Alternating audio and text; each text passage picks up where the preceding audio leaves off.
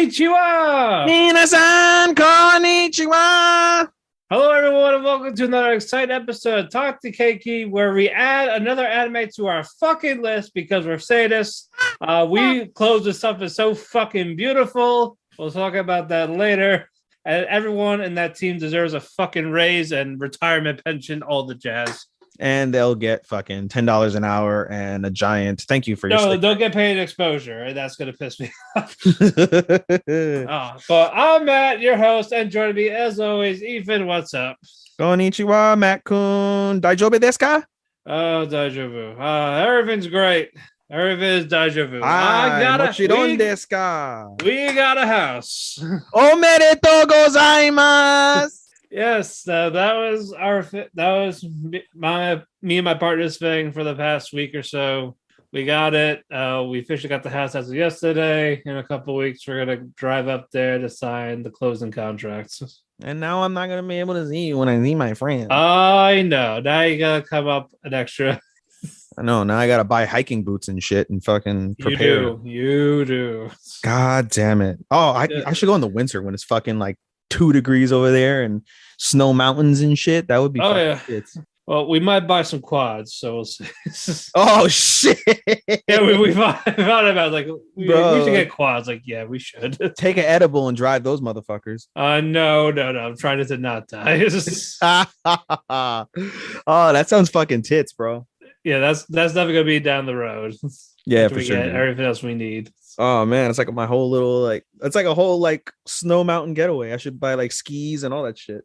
Yeah, but I can't wait. I don't know when exactly, but it will be soon. True. That's what's up. Bro. Congratulations. Omedetou gozaimasu, Matt-kun. Yes, I'm happy. So we'll definitely take time off recording whenever that happens. We'll keep you updated on that. All right, couple of news because I was binging, trying to catch up because the whole week was about the house, so I watched nothing until late Saturday, Sunday, and Monday. And now I've been pretty caught up for the most part. You know, I've been chilling, but I'm not buying a house, so there's that. Yeah. All right, a couple announcements. This will be relatively quick. What studio produces an original TV anime for spring 22 called Onipan? What's that about? There is no synopsis. That's helpful. There's a teaser trailer. It looks like a bunch of lolicons. So, oh Lord Almighty, I don't know. I'll wait till there's a synopsis. But it's probably going to be a no though. Speaking of which, you know, we don't watch Attack on Titan. I feel like you have to mention it because we don't watch it, but you have to mention like Attack on Titan, how insane it's like becoming apparently to the mass anime world. Yeah, it's even getting noticed in stuff that's not anime. Wit is the ones who did season 1, right? Wit is the studio that did the season 1, correct? I believe so. Then because they're on Mappa now. I don't know. I just wait because I'm watching season 1 of Attack on Titan very slowly, so I got into it. I was like, you know what? Fuck it. It is what it is. I will wait for my friend's approval to see if it gets better after. If it gets better, I mean, you see all the fucking, you see the hype. I mean, Angel keeps saying fucking like, oh, just skip season 1, and you're fine. Like, you know, no, because I need to for story purposes. Yeah, you have, and especially like now, because we get spoilers, and so we're seeing like everything that is built now started in season 1. So it's like, how can you fucking skip that shit? Yeah, I get it turns people off like me, but you know, I never got into the whole principle of fucking. I love the giant, naked, stupid looking fucking. Like, that's the thing. I like the concepts. Like the potential was there. Just fans got way too fucking annoying. Like if it was the greatest thing since ever. I just don't like the naked giants, but you know, from what I can tell now, like that's not even the fucking story anymore. Like they just like the giants are like an aspect of it, but the story at this point is all about the drama and controversy and the inhuman killings and shit, which in season 1 was unheard of. Apparently, nobody killed anybody in terms of humans. Now everyone's died, and now everybody and their mother kills people and fucking rapes them and eats their corpses and shit. So yeah, so I will think about it. Until then, it's a no. But it is. But yeah, but it's hard to not talk about all the praises getting recent. Yeah, dude. I mean, fucking yeah. I don't know. I just wanted to mention it out there that we're aware that it exists, y'all. And just because Matt and I don't watch it, I watch it very slowly now. I'm considered a watcher, but very, very slowly. I'm basically going to treat it the way I treated JoJo, where it took me over a year to finish JoJo. Yeah. If things get that good, I will maybe consider try to binge it before the year's over. It's just hard for me to binge. It's hard for me to binge shit now, like especially long series because it would have so much to do. Yeah, it would have to be when stuff is finished airing or the new season hasn't aired everything yet. That's the only time we really could. I don't have it in me to binge because there's just so much shit to do. Yeah. Like I have so much shit in my life to do, and going to the gym cuts out a lot of my free time during the week and shit. So it's just hard nowadays for me to binge. Like I was able to watch so many titles during the pandemic because there was nowhere to go, nothing to do. Like, and I worked at a dead end job anyway. So like at nighttime, there would literally be nothing to do. So I would apply for jobs during the day and then fucking just watch anime in between my shift. So that's how I was able to watch I think I watched 75 titles, I think, in 2020 by myself. Right. So, anyway, sorry, I cut you off. Long story short. We'll see what happens. We'll think about it. Hi. I'll think about it. Hi, what you doing? But all right, moving on. The people that were a fan of Eden Zero, congrats, you're getting a second anime. Second season. Yeah, second season. That's it. You're getting a season 2. Damn it, Matt Kuhn. No, fuck him. And then one more. Bastard, Heavy Metal Dark Fantasy. It's a manga that is now getting an animated series. It's going to be debut worldwide on Netflix in 2022. Just look about the poster. By the way, I meant to ask you this, and I forgot. Speaking of Netflix, you mentioned that you're going to watch that movie that just came out. I forget what it's called now. I just seen it. I forgot. I added it to my list because I see, like, when I read the synopsis on Analyst, I didn't find any interest. When I read the two sentences that was on Netflix, I was like, oh, that seems kind of interesting. Basically, a girl gathers the gods. A grieving girl gathers the gods, and I was like, okay. Yeah, is it out already? Yeah, it's out. Oh, then I guess that's gonna be a thing for next week. It's like I might have to watch it. Yeah, if you're gonna watch it, I'll watch it, I guess. There's whenever I have time during that week is when we'll watch and talk about it. It's not going anywhere. It's not, indeed. It's really not. Alrighty, that is it for news. Shall we get to the meat of the matter? All our reviews. Excuse me. Gesundheit. Arigato. How do you say bless you in Japanese? Is it one of the Duolingo? Fuck, I don't know, man. I'll find out and let you know. Hold on.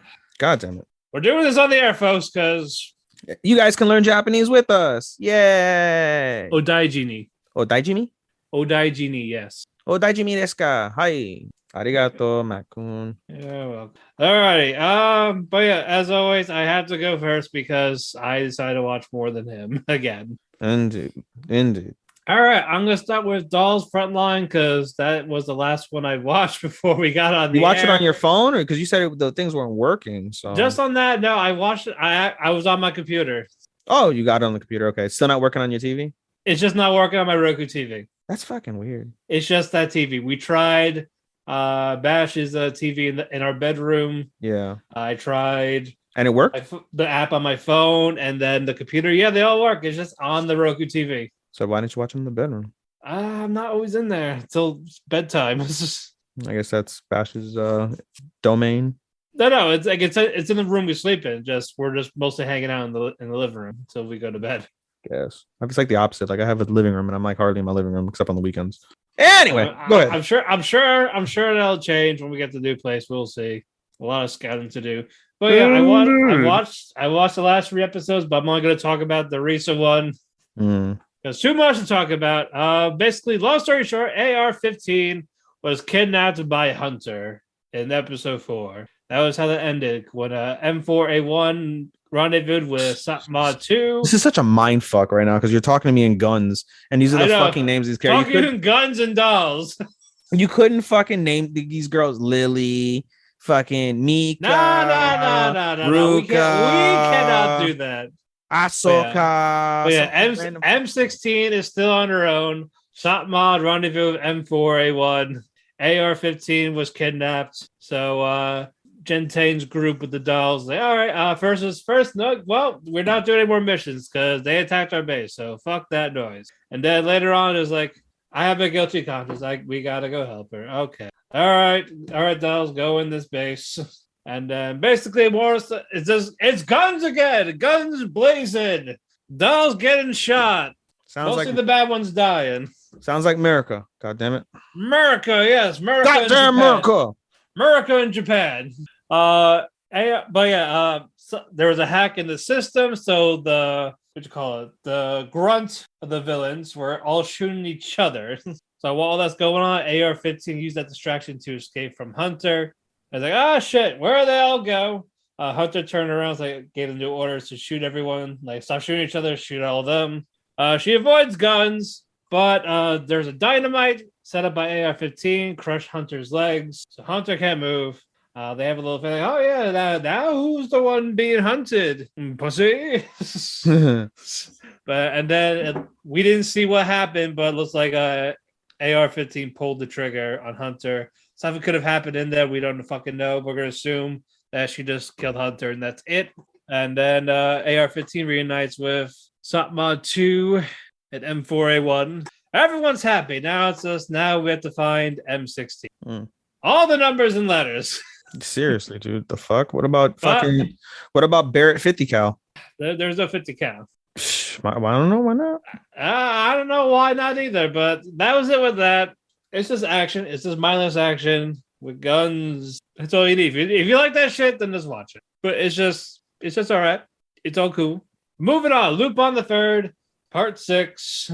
There were actually 2 episodes that came out, but I only watched the one because the other one was a Part 1, so it's a multi-part. So I'm waiting for that to come out Sunday. So I'm about to talk about just the one specific episode.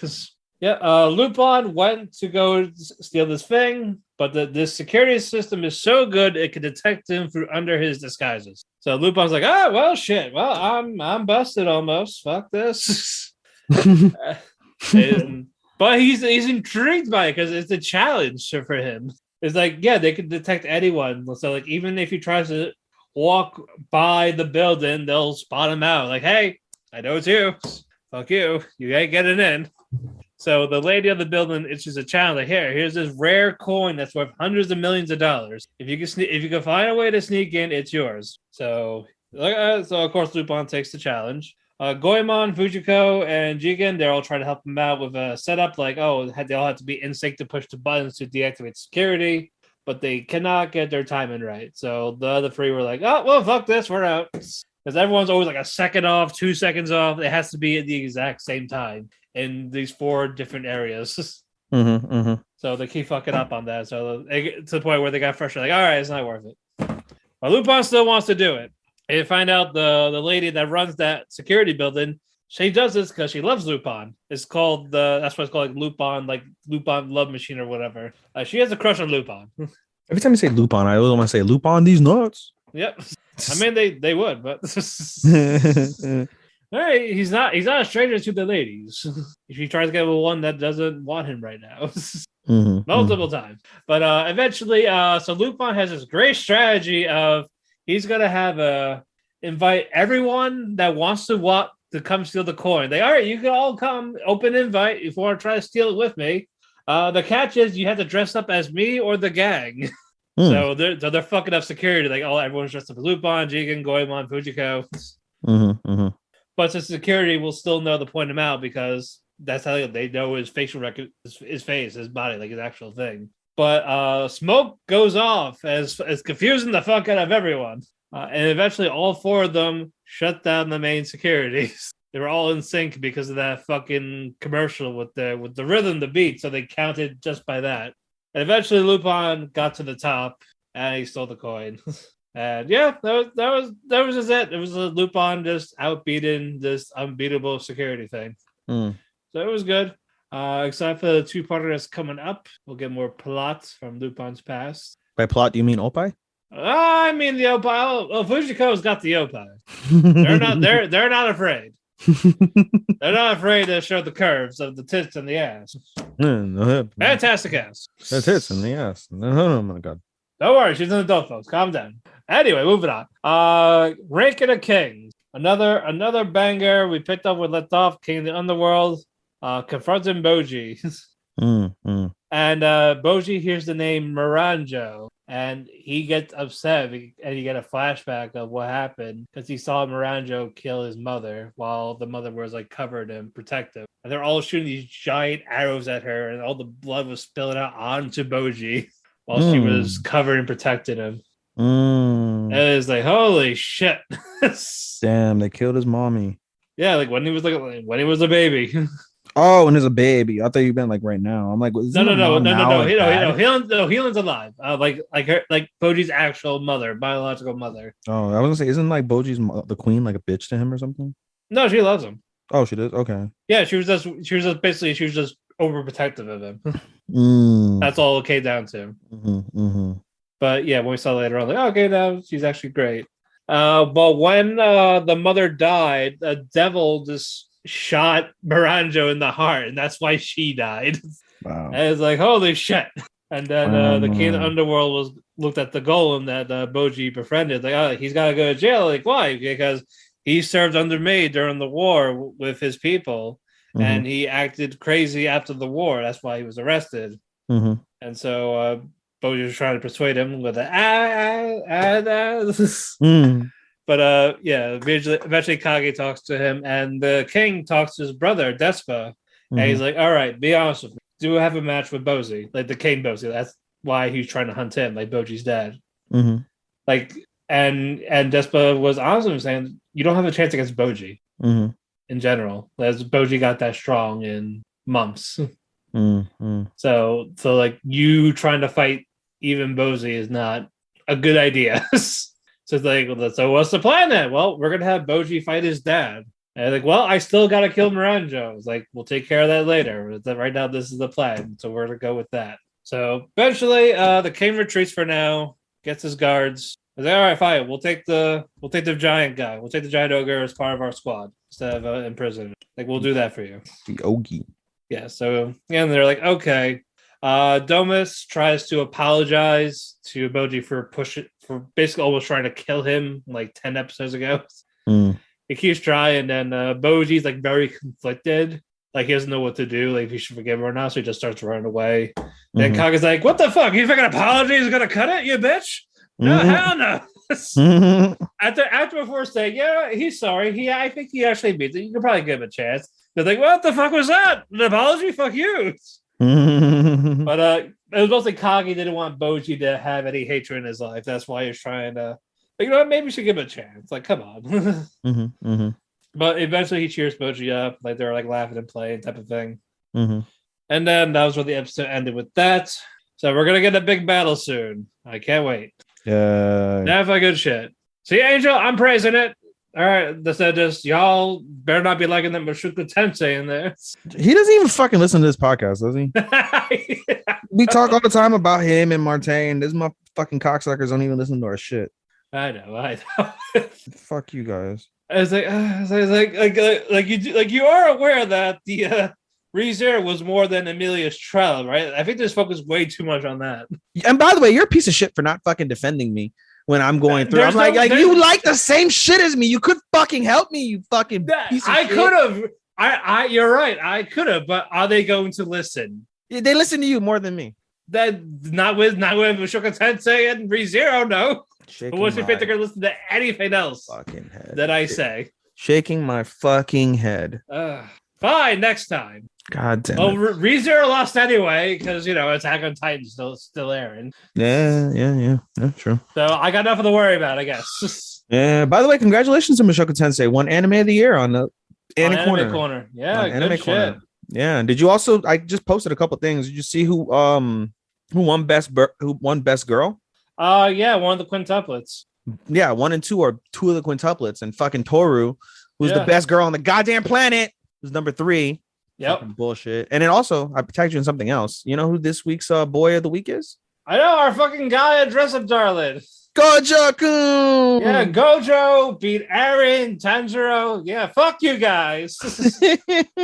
I'm not gonna lie. I'm skipping ahead real quick, but I love the way Marin says Gojo's name. Gojo-kun. Gojo. It's so fucking kawaii. It's so kawaii. Hontoni taksan kawaii desu ka. I love these. I love those people. We'll get to that later. That'll be the comment. Yeah. But all right. Anyway, World of Leadale. Decent episode. It's called Kana meets her grandchildren.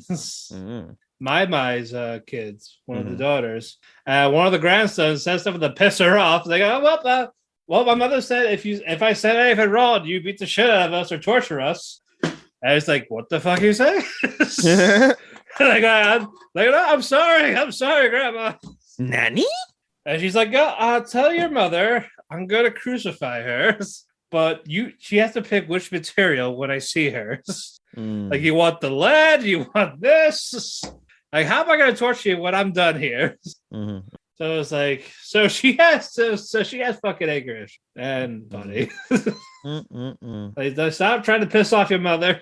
But yeah, she also meets one of the granddaughters, and she has to basically ship out something to her in this fortress. She does so, and these giant rock golems start to attack the place. And then Kana's like, I probably shouldn't use my stuff. I'm trying to basically keep a low profile because, I'm OP and shit. But, her granddaughter and everyone else is fucking losing, almost dying. Like, fine. Well, I'll take over, I guess. And it ended on that cliffhanger. It's a decent show. Didn't you say it was like mediocre? I remember. Like nothing. It's like I feel like there's nothing big. You're like, I need my fix of mediocre isekai. I remember those. There's always one a season. There's always the one. I'm very grateful. Like, I have nothing here like anymore after I dropped fucking Orion. I was very grateful. Like, I don't have anything that I despise. Even Princess Connect, which is something that I really never really enjoyed, is starting to connect with me. I'll explain this. It's more of it's good, but nothing important is really happening. We're almost halfway done. Yeah. So it just feels like a filler arc so far. That's not. I don't know. Maybe it'll change next episode, but again, we're almost at the halfway point. Stay tuned. Yeah, stay tuned for that. Slow loop. More fishing. I just again, it's common, it's good, it's fun. Shut the fuck up. I want to see two fucking pre-teen girls fucking fish. 3, I'll have you know. 3, I'll have you know, sir. God damn it. You can't even give me fucking they fall in the ocean and there's opie because they're older women. They're flat, damn it. Yeah, that's not the wave. It's not the wave. Pun intended. Like, where's the tits? Damn it, bro. Where's the tits, pal? Damn it. Egg. Like, fish, pal. Such good shit. Damn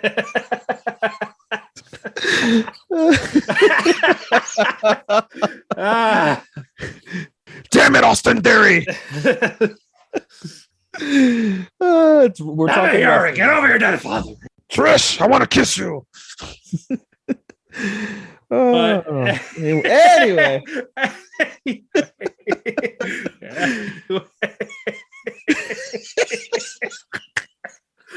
Fuck you.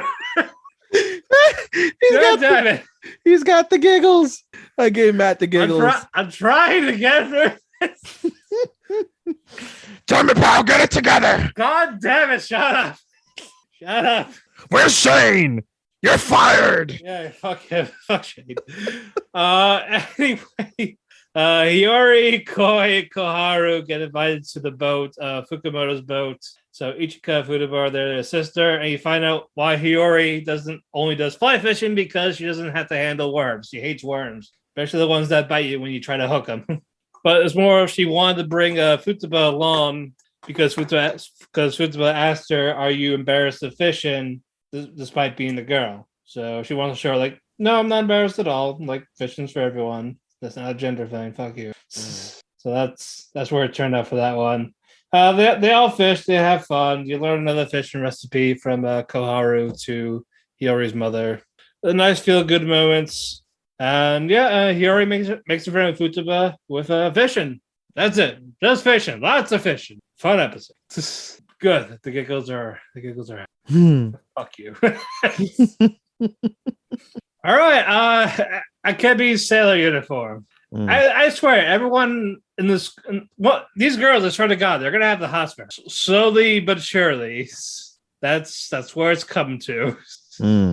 This her free spirit energy They all love it. She's like all out of nowhere. She connects with everyone with her chemistry with everybody. We have a Minoru Ukumi who loves discovering insects and animals. Like she likes writing stuff down about it, like their habitats and all that. So she does this for research papers. So that's why I was like, oh, I'll join you in this. Basically, you're learning about the students while she's becoming friends with them. So I guess like everyone is getting a fair share. It's not like it's just the same group of 4. They'll let you come here and there, but it's usually a new girl that's the focus with Akebi. And then usually near the end, you get a flashback of one of the girls that had her handkerchief because it was like during the entrance exams and she got sick. So Akebi gave her handkerchief. Like, oh yeah, you can have it. Just you can borrow it. Just give it to me next time I see you. And she thought she was ever going to see her. And then eventually it was like, oh, she was trying to give her back the handkerchief the whole time. She eventually got it. Like, oh, she looked at her angry, like, is that my handkerchief, you bitch? And then she eventually got the handkerchief. Like I was looking for it. Yeah, I recognize you from the exams. Thank you. Geez. And that was really it. Just, I guess, well, they're all good as good a gangbang her every time she makes a friend. It's going to happen. They're going to gangbang her. Jesus Christ. What the fuck? That's like that's such a swerve considering. What a swerve, bro. Gangbang. They'll never see it coming, bro. There, that's right. Hold on. Replying to your fucking thing. You're replying. Just saw you tag me. I mean, I don't know, man. Fucking, it seems like a nice, wholesome anime, but I don't know. It just, everything you told me doesn't engage me to like want to like, oh, Mike should go back and see it, Well, it's there. It's there. It's still fucking gorgeous. Fair enough. I watch stuff for animation at this stage too, so I get it. Oh, yeah, no, it's definitely worth for animation. Yeah. All right, my final one, Case Study of Vanitas. Another fucking fantastic episode. We get backstory on Jean-Jacques. He basically poisoned those food to like make him he didn't poison him, sorry, he didn't poison him, he drugged him to make him pass out.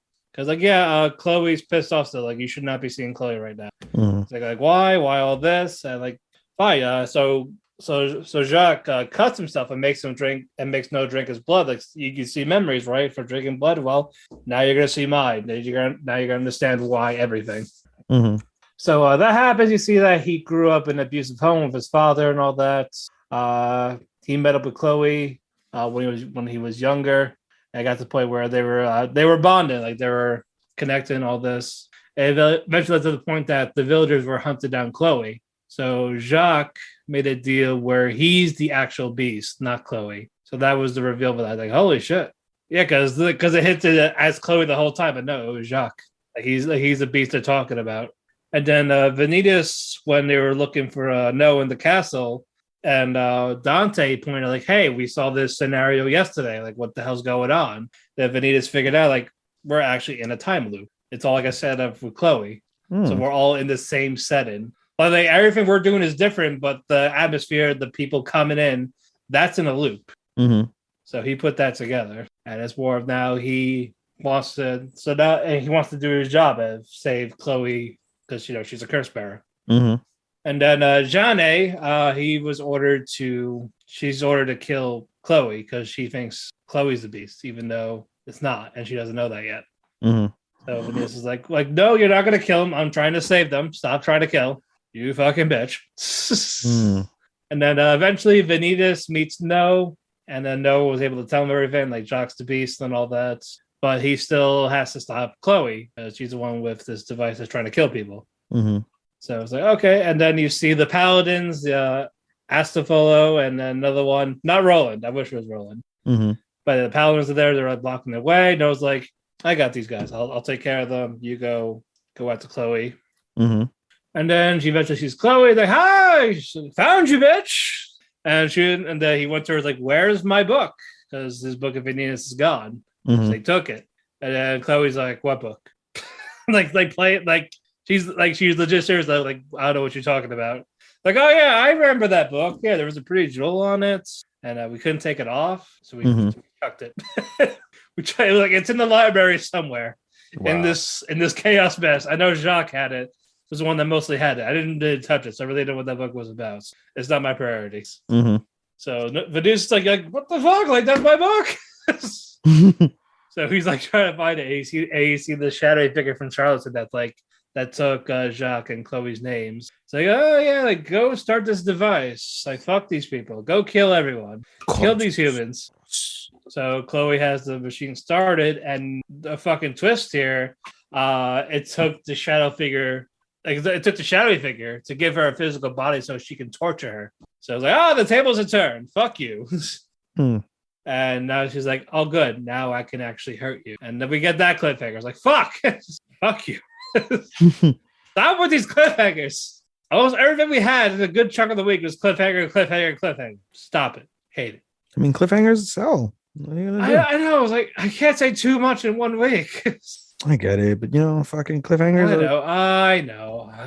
Come on, it's better than better than blandness. It really is better than blandness. You know what? You're right. You are right. It's like versus like, oh my god, I cannot wait till next week. Yeah, I can't wait. You're right. I can't fucking wait. There you go. All right, I'm done. Well, then there you go. Your turn. Lifestyle shoe. Sorry, I was looking at some. Looks like they have Mexico shoes. That's cool, even though I'm not Mexican. Whatever. Anyway, all right. So I'll try and make this as quick as possible for you guys. World's End Harem. Again, I really like the fucking like the story that's going. It's just the censoring is just annoying. But I go back and I go on Kiss Anime. And what I do is I go back like once in a while when I'm looking at hentai before I go to bed, and I go on Kiss Anime and I'll watch like the episode and I'll fast forward so I can see the titty scenes, because it's basically what they're censoring. They're just censoring titties, Although in this scene, I actually did get to go back and see. And in this scene, they show some they don't show like full on Monko, but they they don't censor like the fact that there's nothing there, which is pretty cool for the girls. But in any case, basically, the story goes with the episode begins with what's his face? I forget it. I always forget the fucking main character's name. Fuck. What the fuck is this guy's name? What the fuck is his name? I always forget his fucking name. This is not that good. I'm clicking on Rito? Reito, yes, thank you. I was about to click on the thing. Reito. So the episode starts with Reito being summoned to the office where he meets two higher ups of the UW. They inform him that that Susan is no longer going to be his attendant, and he's upset. Like, oh, I like Susan, whatever the case is, blah blah blah. And I'm actually skipping ahead. At the very beginning of the episode, he's doing his research. He's stuck on his research, confused on what to do next. And a young researcher girl, like not young, she's obviously legal. She's over 18, but a younger researcher walks in, and of course she's topless. And Reito accidentally knocks her over. And she's like, oh my God, she's like really flustered and she doesn't do well around guys. And around the same time, an attendant walks by and is upset at Reito, like, oh, you're such a man. Like, just because you think just because you're a man, you can get away with whatever you want, since all you have to do is have sex. And he's like, no, yes. That's not the fucking case at all. Like, that's not what the fuck I'm talking about. But anyway, so he gets summoned over. They inform her that what's it called? That Susan is no longer going to be the attendant, and he gets introduced to his two new what's it called? His attendant and his assistant. And they're the two girls that he met at the very beginning of the episode. The researcher, she's really a good virologist, and so she'll be working with him to try and come up with a cure. And then the new attendant is a stuck-up bitch. I don't have their names in front of me, so forgive me for that. I don't. So tough luck. Anyway, their first and the reason why she's also a bitch is because of the fact that she says, like, okay, like, why I acknowledge that, you're trying to find a cure and this woman's going to help you. You'll be restricted from all other activities, such as going outside and things of that nature, if you're not going to be procreating. So like, she's like completely like to the book, like a hard ass, like whatever. But it's interesting because she has like a sweet side when she speaks to Susan. Like, she thinks of Susan as like a little sister, and in a way, but Susan is like upset over everything. She knows how she is, and she is actually starting to fall for Reito. which is kind of interesting. So their first piece of business that they do is they're on a train ride and they are heading over to an onsen, hot spring, and they tell Reito that this onsen is ground zero for the virus. This is where the very first person caught the virus and died. And so they go to the onsen. Everything is all good. They have their, like, of course there's sexual moments where, he has to basically freaking what's it called? He has to God damn it. What am I looking for? He has to like wash their backs and stuff, and that's where a lot of it's censored because they're in an onsen and it's a mixed bath now since there's no more men. So they're all taking a bath together, and so they're all naked, and he slowly but surely washes all of their backs. And then the nurse, I forget the nurse's name, but you know what I'm talking about. The nurse, of course, she's the most sexual one, saying, "My hands are sensitive. You have to wash them with your hands." And he like ends up like she ends up having him caress her like all over her body, and just when she's about to touch her pussy, Rachel's like, "No, I can't do this," and he runs away. And he's like, "You wash it yourself." And she's like, "Ah, fuck, I was so close to having him touch it," which was funny. And then in any case, as they're doing that, he ends up meeting a woman there, and apparently she's going to be a recurring character in the show. He meets basically an exchange student, an American exchange student named Chloe, and they basically have like a contest to see who can endure like themselves inside the hot tub, and of course it's sexual. And apparently she fakes basically like passing out. He tries to get her to to drink some water, and she tells him like, "Oh, I'm too weak. Can you feed it to me via my mouth?" And he's like, "No, I'm not going to do that." And she's like, "I'll scream." And so he's forced to do it. And as he's about to kiss her with the water in her mouth, and she's already like almost naked, freaking, of course, all the girls come in and they're like, "He's finally going to do it." And then his attendant's pissed off that like, "Oh, he's going to have sex with this random fucking woman in the middle of the onsen." And they all leave him be. And he's like, "No, it's a misunderstanding." And Chloe's like, "Never underestimate an American woman." And she drops her clothes and shit. And he's like, "What the fuck?" So it's a little funny. But the main plot or the main story basically for this is they meet with the widow of the guy. And throughout the episode, basically, like she hates the UW because they basically she's one of those like anti-technology, anti science people. Like I was upset that they had to do an autopsy on her husband and they cut him all up and whatever, and like they were really assholes with her when they were trying to question her like what happened, and she just refuses to answer. And so she ends up taking a small interest to Reito because Reito is trying to prove like, "Hey, I'm different from all the other ones. I'm different from all the other men or people that you've dealt with." And what's it called? She's like, whatever. I'm not buying it, whatever. And then we find out after they leave that she's in close contact with Arisa. And throughout the episode, like she has like brief communications, and we find out Arisa is doing her own thing off the grid in order to try and save the world in her own way. So that's the reason why she's not available for him. And she cautions Arisa. She's like, "Listen, Reito's a really good guy. He's got a horde of women all around him. Like, you're gonna lose him." And she's like, "That's fine if he falls in love with another woman, because even if he falls in love with another woman, I'll still always love him and him alone." And I thought that was really cute. But in any case, they start to warm up to the girl, and eventually she finally gives in and was like, "You know what, come back tomorrow and I'll start to tell you some stuff," right? And they're like, "Okay, whatever." And so they leave, and then that night she is drugged. Someone basically drugs her and puts her in a fucking coma. So someone is aware of what's going on. So that was actually pretty interesting, and no one knows who, although there's basically some like tension, like some drama that basically they're saying that like, "Oh, somebody perhaps within Reito's camp." So there might be an enemy closer than they think. But the episode ends with her in the coma, and then basically the nurse gives her a picture frame of her and her husband, and she tells Reito, they're like, "Listen," she told me her final words before she went to the coma were, "If something happens to me, give him this picture. He'll know." And so she has the picture frame. Obviously, there's some sort of clue in the picture frame or on the picture or whatever the case is. So, yeah, solid shit from that aspect. I can't wait to see more because it's actually got an intriguing story. I'll be damned. A fucking etchy with a fucking intriguing story. Moving on, Love of Kill. I'm trying to remember what the fuck Love of Kill happened. What happened on Love of Kill?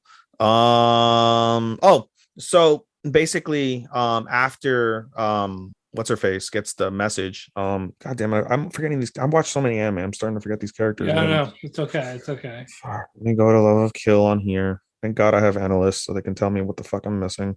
Love of Kill, Chateau.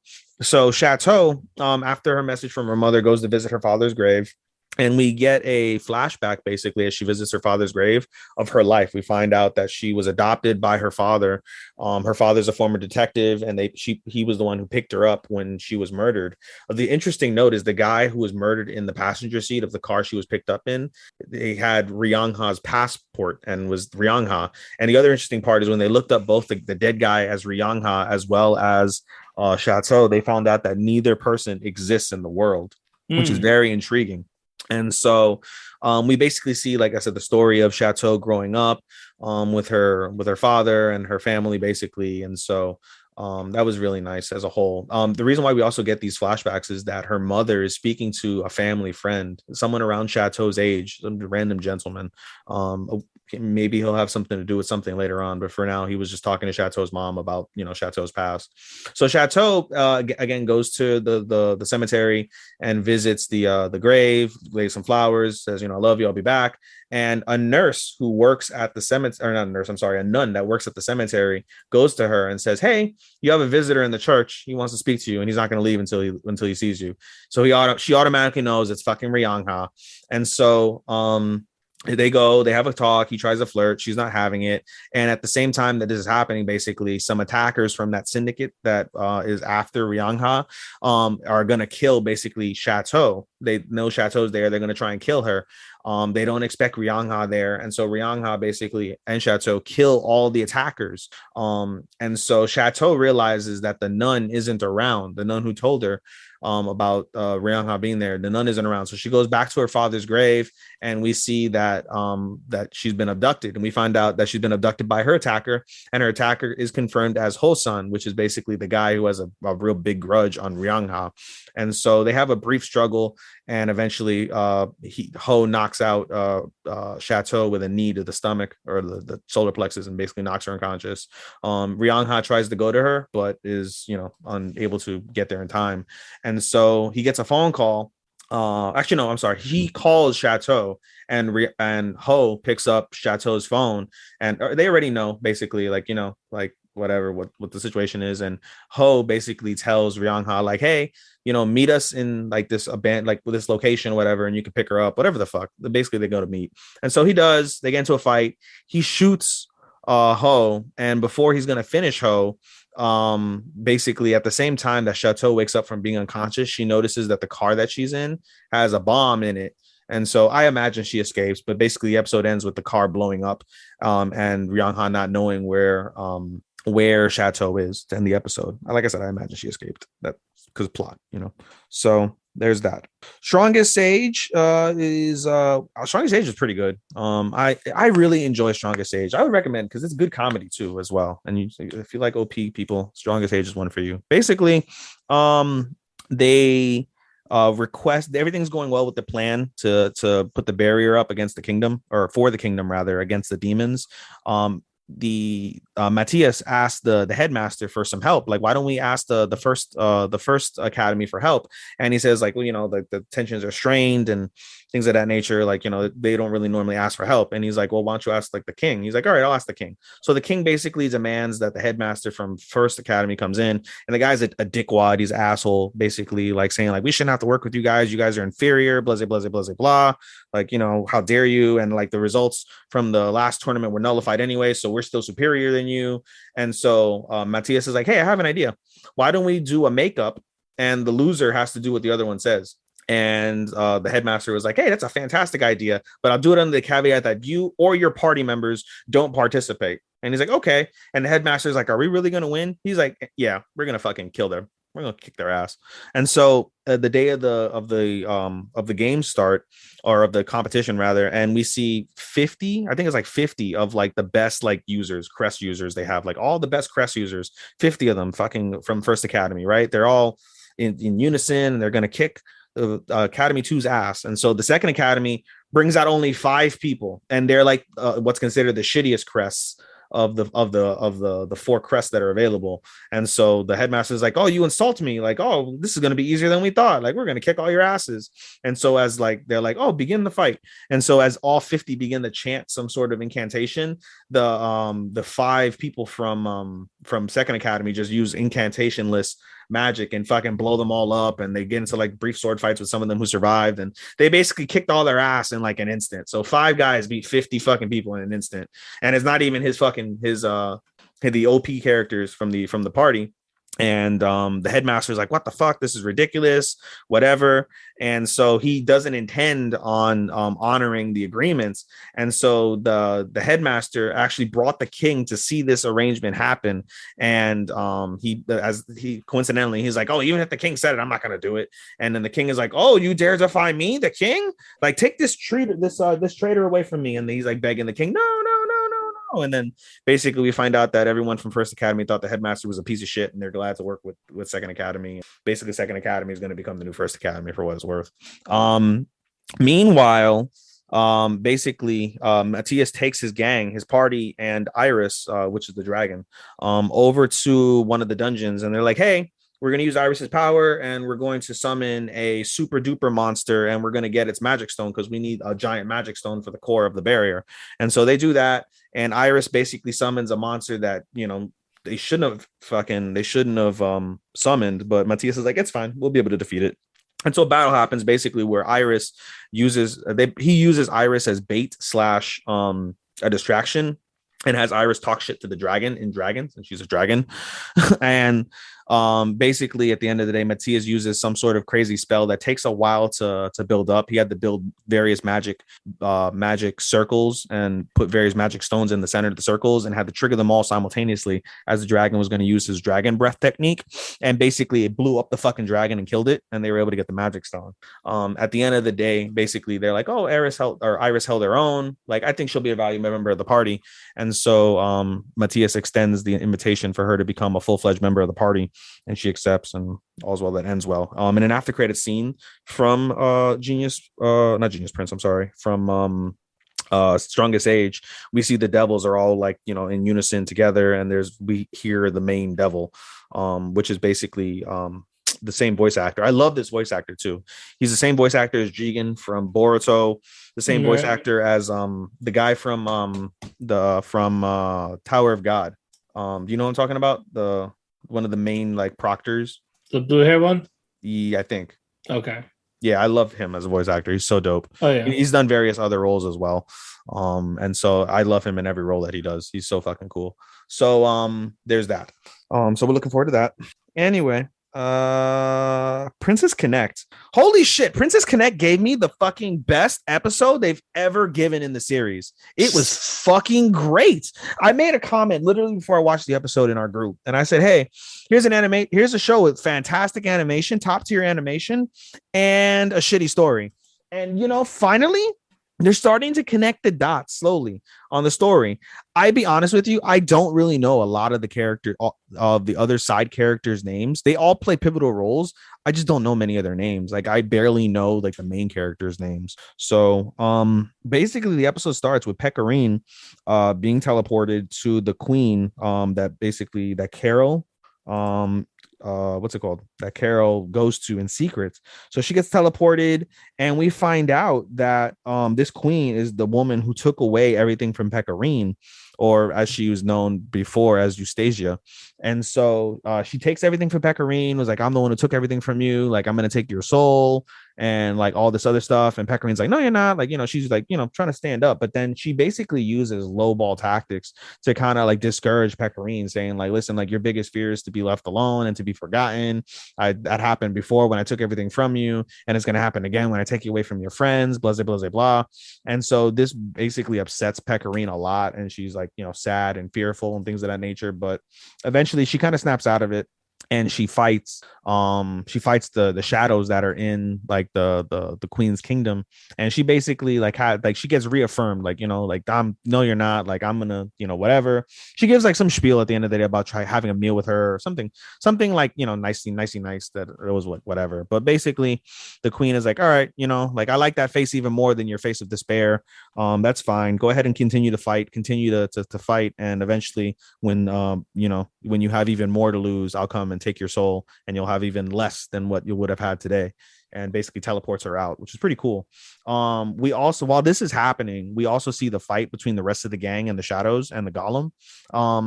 We see Yuki and then one of the other girls, I forget her name, but they basically go to protect the living shadow that they have. And throughout that process, they're also trying to get the shadows and the golem away from the city, so that way, you know, they can, you know, protect the citizens, or the islanders rather. And so while this is happening, basically Yuki, when he goes to save the shadow prince, as she's doing that, his powers activate, and he gets a blip, like he gets like some sort of like memory blip, excuse me, and he sees one of the people, again I forget their name, but he sees one of the people that what's it called, that helped help resurrect him basically at the beginning of the series. And she's like, listen, you were gonna open up a memory, I can't let you see that memory. Basically they're in control of the fact that his memories are wiped. They're like, you know, they can't let you see that memory, but I'll tell you a hint, the shadows are basically bugs in the world, and that's, you know, they need to be exterminated, like you're basically clearing bugs like you would out of like a computer program. And which is very interesting, because this is like one of the first times that they've really acknowledged the fact that there's some sort of like digital aspect to this world, which is pretty wild. And so they, you know, Yuki comes back, defeats all the shadows that are in the area, lets the gang know of this like fact that like this shadow that they have, like the shadows in general are bugs, and this one in particular is a bug that gained a conscience. And we find out basically, because we see it in a previous episode, I believe it was in season 1, where a shadow can take the form of a human, but it doesn't gain a conscience. And the whoever is the game master or like digital master, whatever the world, can't allow two exact same people to live. And so that's why they don't really get to live very often. Meanwhile, as we see this, there's like little blips in like the sky, like, you know how like you would see lag, and think of like seeing like lag on a computer screen. We basically see that in the sky of where they're at, and then as they do that, you see a light come down from the lag, which is pretty wild. And this light ends up hitting the shadow, like the shadow with the conscience, and basically kills her. As you know, Yuki's using his power, trying to save her, can't. And then in this moment we see a kind of like a flashback as he's using the power of what happened to Yuki. Basically, the people who saved Yuki rewound time. It's not a matter of Yuki being deposited into the world randomly from like another world. He's not being isekai'd into this world. He was already a member of this world, and was coming from the future basically to rewrite his past. We see basically like him and the gang, they have like an all-out drag-out fight with the queen, and the queen wins and kills Yuki first, and then ends up killing all of his other guild members. And so Yuki gets saved by the two girls that, you know, save him. And as he's dying on this gurney deathbed type of thing, they asked him like, hey, you know, you can have a brand new life and you can forget about everything you learned, or you can go back in time and you can try and rewrite the history that you just saw unfold before you. And Yuki begins to cry as he's bleeding out on this gurney. And basically the two women are like, all right, we know what to do. And so you know, they hesitate at first, but they push like a button, and like they basically reverse time with Yuki on the gurney. And they, you know, crazily animated. This is where like the fantastic animation kicks in. A fantastically wildly animated sequence happens where they reverse time using these clocks in like this universe, and they end up throwing him back in time to where we see him in episode 1. And we see all like things unfold, where we see Pecorine eating an onigiri, and we see Yuki falling from the sky, and we see Kokoro like tracking that like shooting star, because she knows that that's going to be like the guy she needs to go after. It's really wild how they were able to connect that.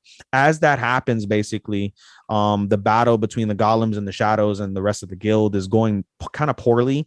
They're fighting, but they're overwhelmed. And at the moment that Yuki comes back to basically, and we get to where he's at today, we see Pecorine basically is teleported onto the battlefield, and she's teleported right above the golem.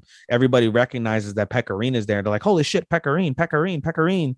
And basically Yuki basically activates his power to give Pecorine even more like firepower for her like ultimate attack. And she goes through like 3 or 4 rings of Yuki's power, and she's like fully like powered up, and she delivers her ultimate strike called Princess Strike.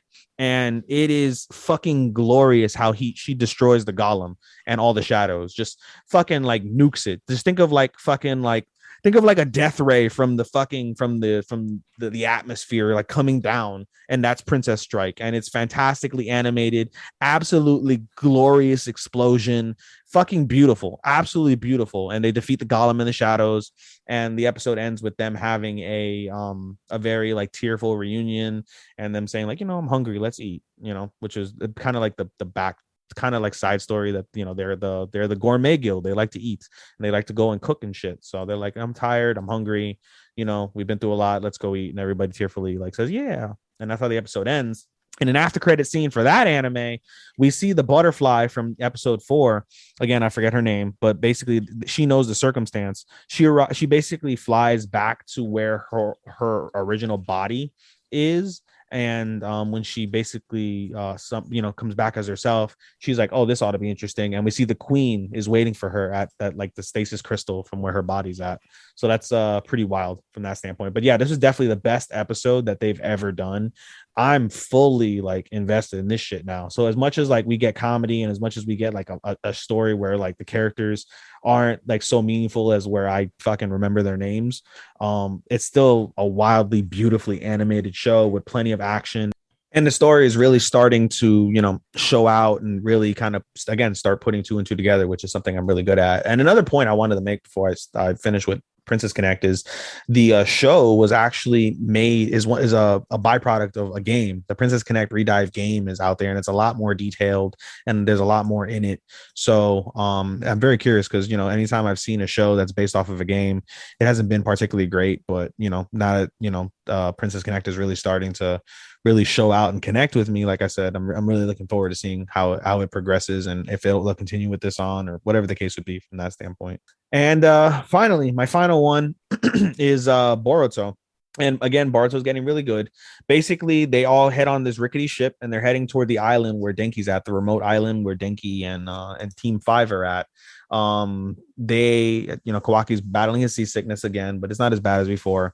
And basically a lot of the episode focuses this time on the rift between Team 7 and the 7 swordsmen or swordswomen in this instance that are there. They like to start shit and talk shit, and it pisses everybody off.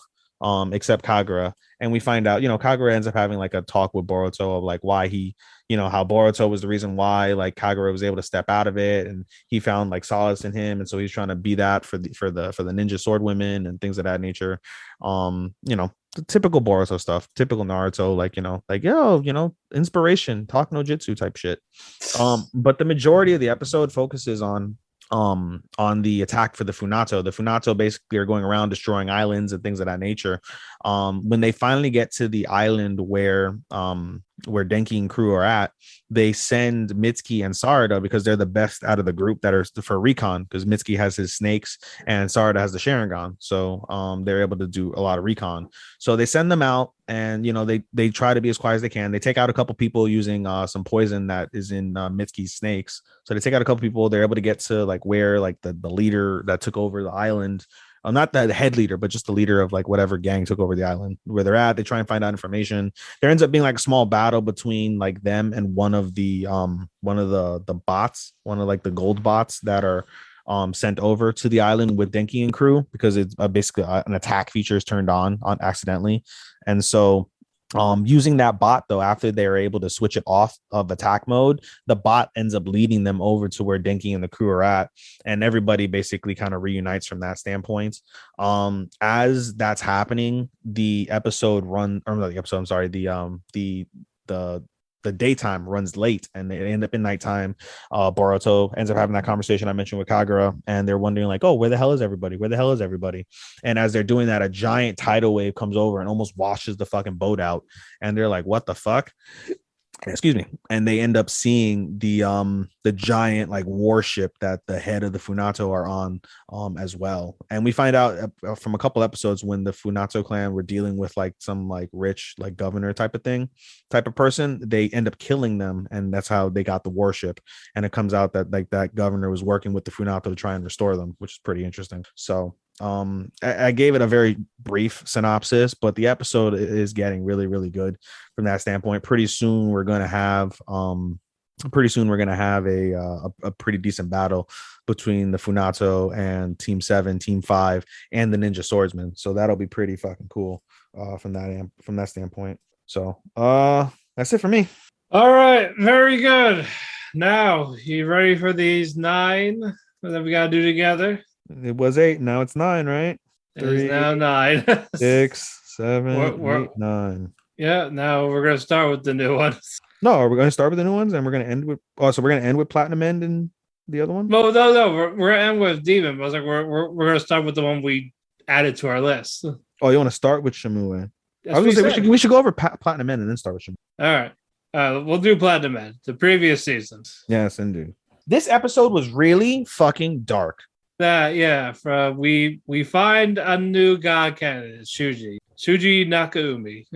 Yes. Listen, before Matt continues to talk about this, as a warning for anybody that may listen to us and end up watching the show or want to hear our thoughts beforehand, if you have struggles with mental illness, if you have had or do currently have suicidal thoughts, this is a very serious episode that you may like want to exercise caution, because it's deep, it's dark.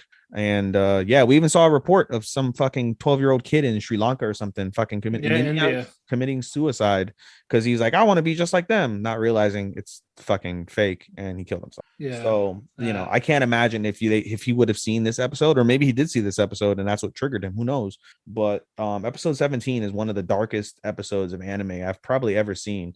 And you know what is crazy is I personally have never had suicidal thoughts or ever considered suicide, but the talks that Suji gives to Mirai and Co., he makes a lot of good fucking points. I'm sorry. He really made some decent points. Suicide's never the answer, but in terms of his ideology of suicide, which is basically what the majority of the episode covers, is the ideology of suicide. It's pretty valid to me, truthfully. Like, it made a lot of sense. And I was like, wow, I totally fucking see that. And that's scary. That's really fucking scary. So go ahead and give them the rundown.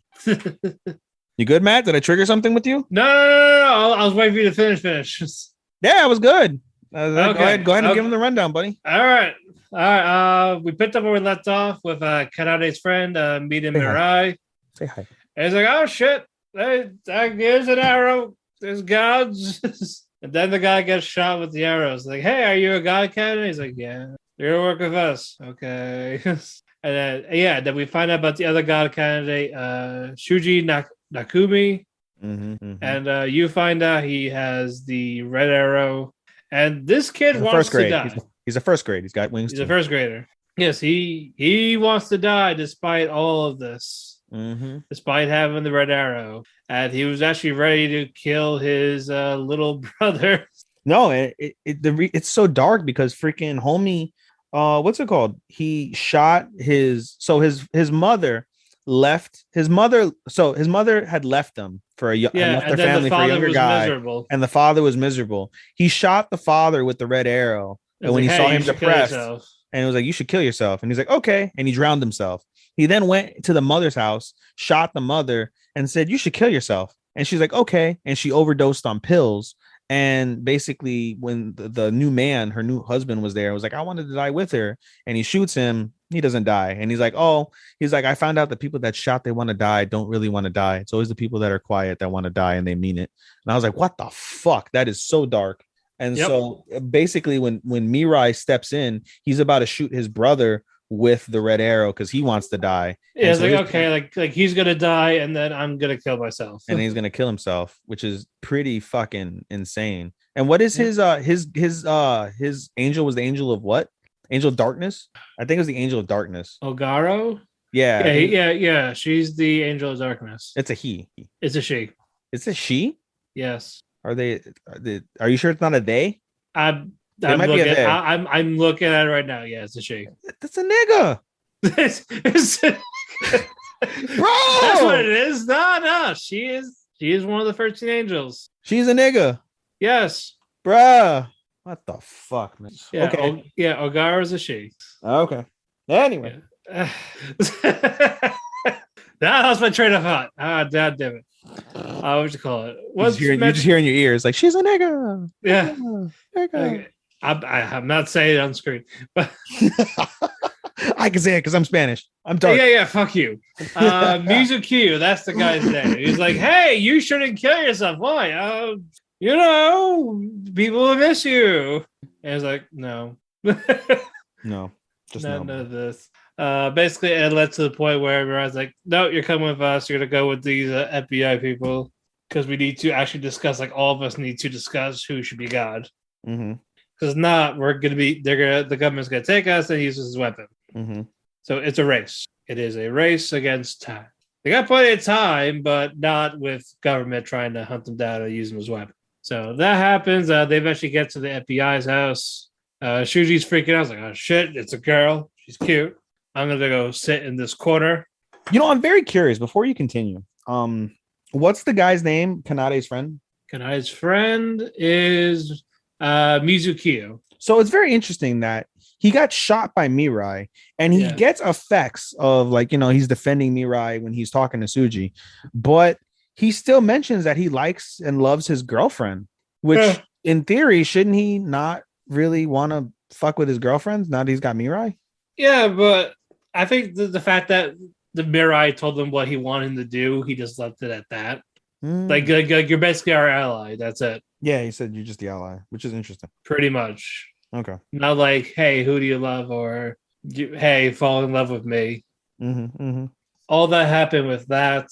And it just eventually, the plan is to get everyone together. So Saki and Mirai go into town with their suits. And it led to, what's that kid's name again? Susumu.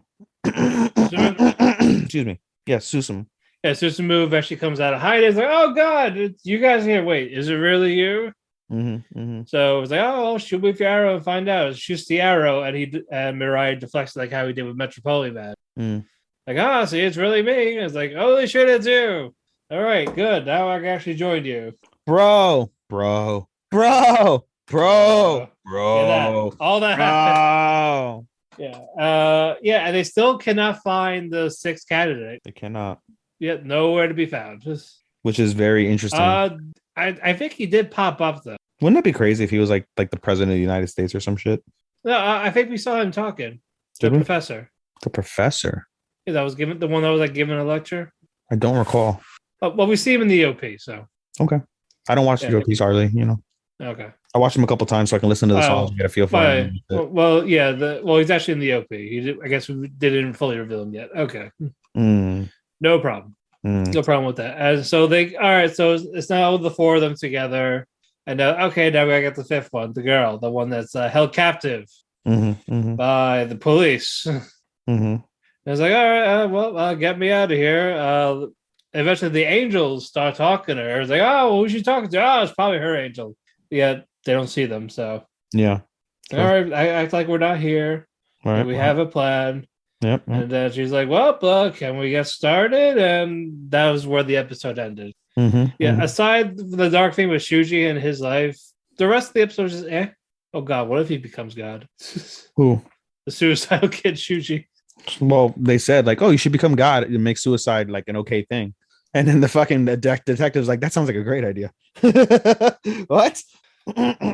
So become God, kill himself to kill humanity. I mean, it was better than fucking Kanade becoming God. So there's that. You know, I did say God should kill himself to reboot the human race. When did you say that? What the fuck? God, weeks ago. Oh, Nani? I was like, you know what? It's like, I think God needs to die to start over. Nani? Oh God, that would be the stupidest ending. You said your friend told you the ending, so you know the ending. I didn't listen to him. Oh God. Okay. Anyway, let's just move on. Requiem of the Rose King. No, we're gonna move on to Sesame.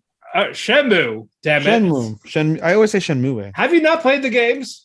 No, I have not. Oh, God damn it. They're games? Yes. Oh, I didn't know that. Go men. Go men. This was my favorite game growing up as a kid on the Dreamcast. Yeah, the first game I ever played was fucking Pokemon Pictures on N64. I kid you not. That's the very first video game, like console I ever played was N64. Actually, you know what? I'm lying. I played I think it was Sega. I think I did play Sega. I played Starfire. Genesis? Yeah, Genesis. I played Genesis and it was Starfire. Like Star Fox. Okay. Star Fox. That was the very first one I ever played. But the first one I played, I remember like consistently, besides that one, was N64. I played Pokemon Pictures, and I also played the toy game, like the toy Army Men. Yeah. The toy Army Men game. Yeah, I used to love the fuck out of that game. Yeah, it wasn't like a Toy Story spinoff or something like that. Maybe? I don't remember. Anyway, the new one we added was Shenmue.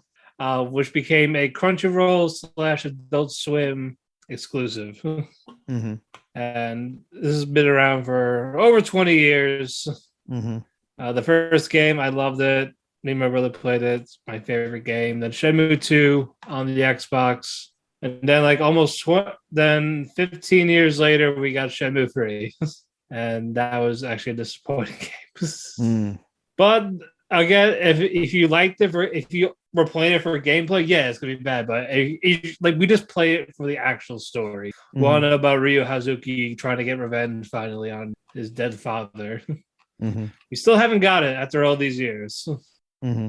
And now it's an anime, retelling it almost. But we're gonna get right to it.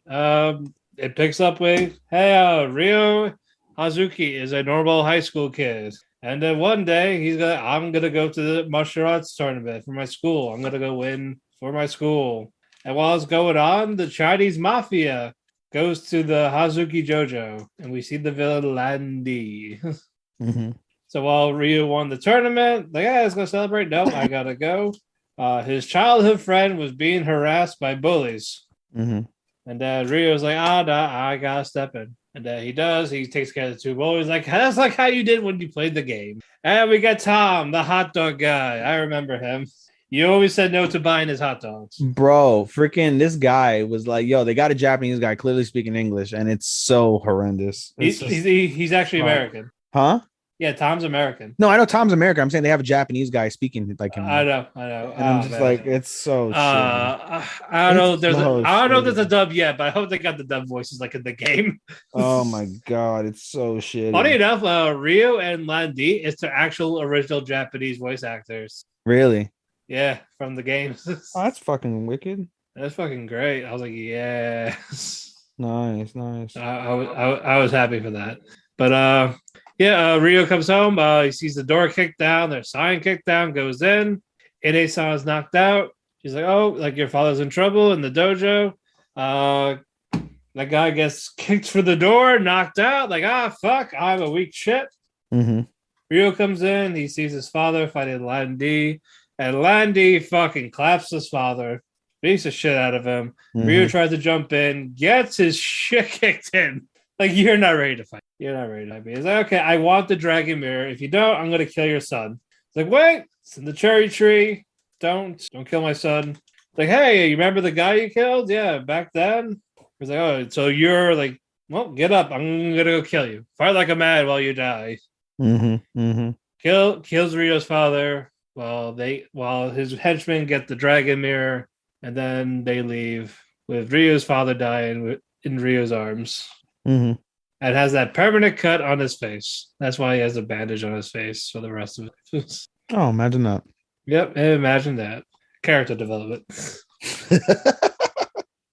And then we go to some time has passed. Like his father's dead. He's talking to his crush. Mm-hmm. I keep forgetting her name. Anyway, yes, he's on a date with her. They talk to Tom. Like, oh yeah, there was this black car that was like owned in the road, like hit my truck. Mm-hmm. Like, well, we're not getting hot dogs here. Fuck this. Mm-hmm. They don't like his hot dogs. Why do they always say no to the hot dogs? I don't know. And when he does say yes, Tom goes back to America. Mm-hmm. The one time. So all that happens. They get Robin instead. Rio goes home and he gets an intruder, Chai, the crazy old man. The fucking guy looks like a screeb. Like a that kind of irked me because they don't meet until near the end of the first game. Really? Yeah, like you see him in the middle, like the spying on Rio during one of the missions, and then he kidnaps the girl. That like near the very end of the game, before the game ends, that's where you fight him. I didn't realize that fucking this was a whole game. That's pretty wild.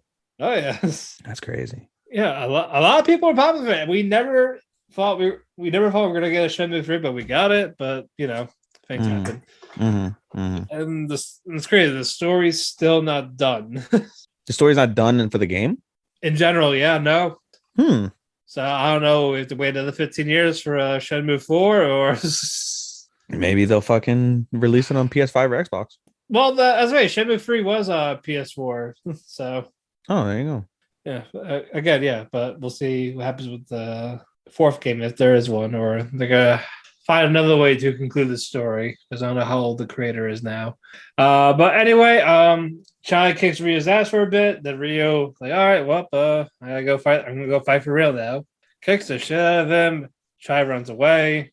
And it's like, well, I made my mind. I'm going to go find Landy, get my revenge, and then find out what the fuck my dad did in the past. Like, I need to know more about my father. And that's where the episode ends. I was super hype. I loved the shit out of this. I was like, this is so fucking cool. The action of this is great. This is great. This is a great fucking like episode. I was like, yo, I hope this shit continues because this is fucking dope. Yeah, I do hope it continues. Nitpicking with where the characters go where, I still enjoyed this. So I hope they don't rush this. Like, oh yeah, let's put all the games in the 12 episodes. I hope that's not the case. It's 13 episodes. 13 episodes, and I hope they don't either.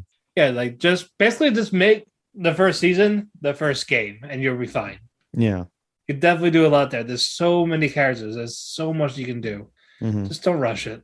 At the beginning of the series, when they find, I guess whatever that sculpture mirror thing is, the mirror is that part of the first game as well? The mirrors, yes. At the beginning, he's with some woman and they light up. They meet in the second game. Okay, so it's a flash forward. Yes. Okay. They will meet. I still know if they're going to do it for this season or wait till next season. I feel like they're going to do it for this season. You think they're going to flash forward to that? Yeah, they even showed her like quite a bit, and you didn't know who the hell she was until you played the second game. And the only time they really interacted was around the very end of it. Yeah. End of the second game? Yeah, they're at the very end of the second game. It was when they first interact. Yep. The woman that we saw at the very beginning light up. Yep. That's not a good sign.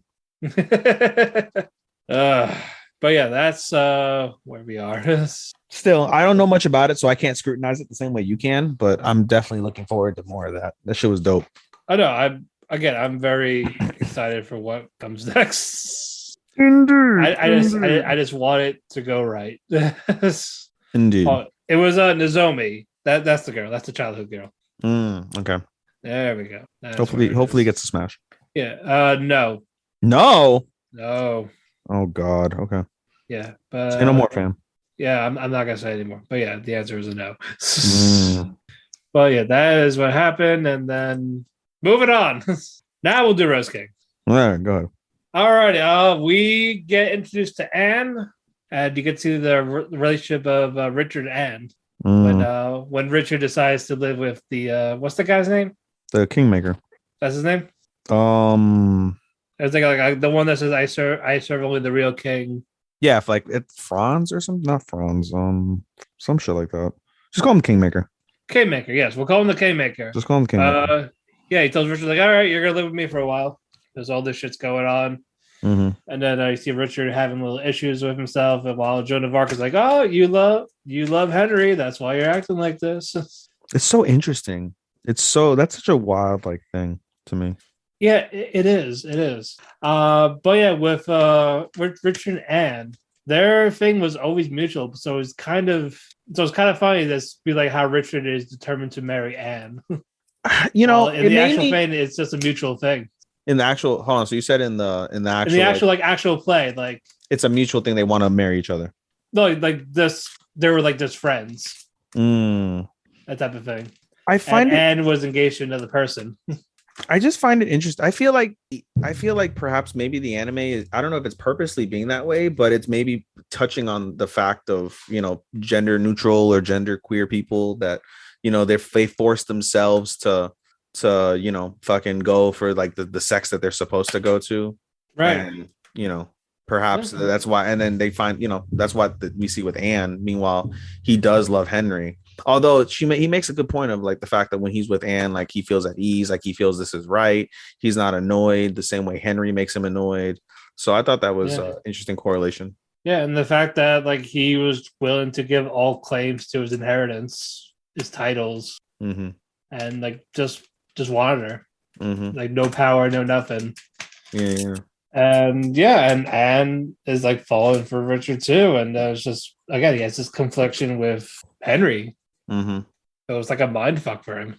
It is. So I don't know what they're gonna do. It's gonna definitely be an interesting way they're going to handle it. I love this anime because it's so unique from anything that I watch. It's so. I also love the shaded dark colors of this. Yeah. I like that it's not bright. Yeah, I concur. Like so many other animes are very like vivid and bright. This is very like dark, and the way that the atmosphere of it, the atmosphere is, atmosphere is very dark. I agree. And yeah, dude, like I agree. It's just fucking kind of wild when you think about it, but it's so unique, and that's what keeps me captivated. Like it's a very, very, very captivating fucking show to me, and that's wonderful. Truly is wonderful.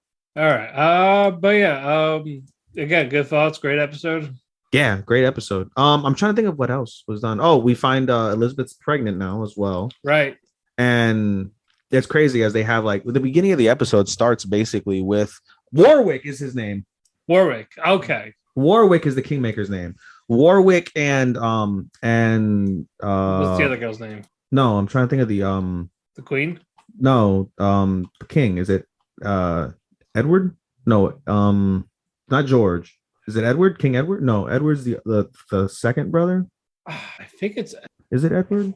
Anyway, the King and Warwick are basically going back and forth and shit, and we see that Warwick has to go back to the King of France and was like, "Oh, this is the type of favor you show me, like like are you? This is the man you like sacrifice so much for, and he comes and this is how he repays you." Like it was pretty interesting when you think about it from that perspective.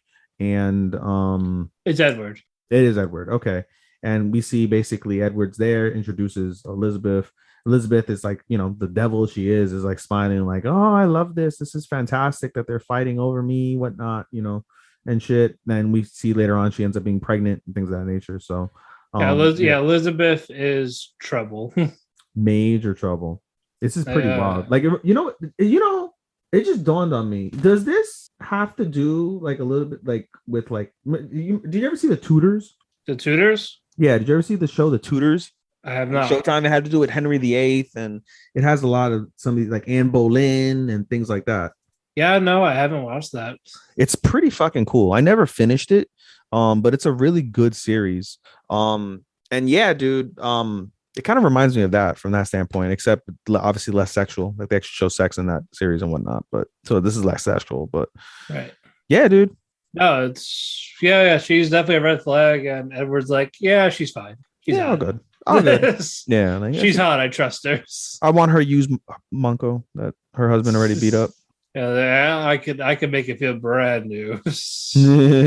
Brand new indeed.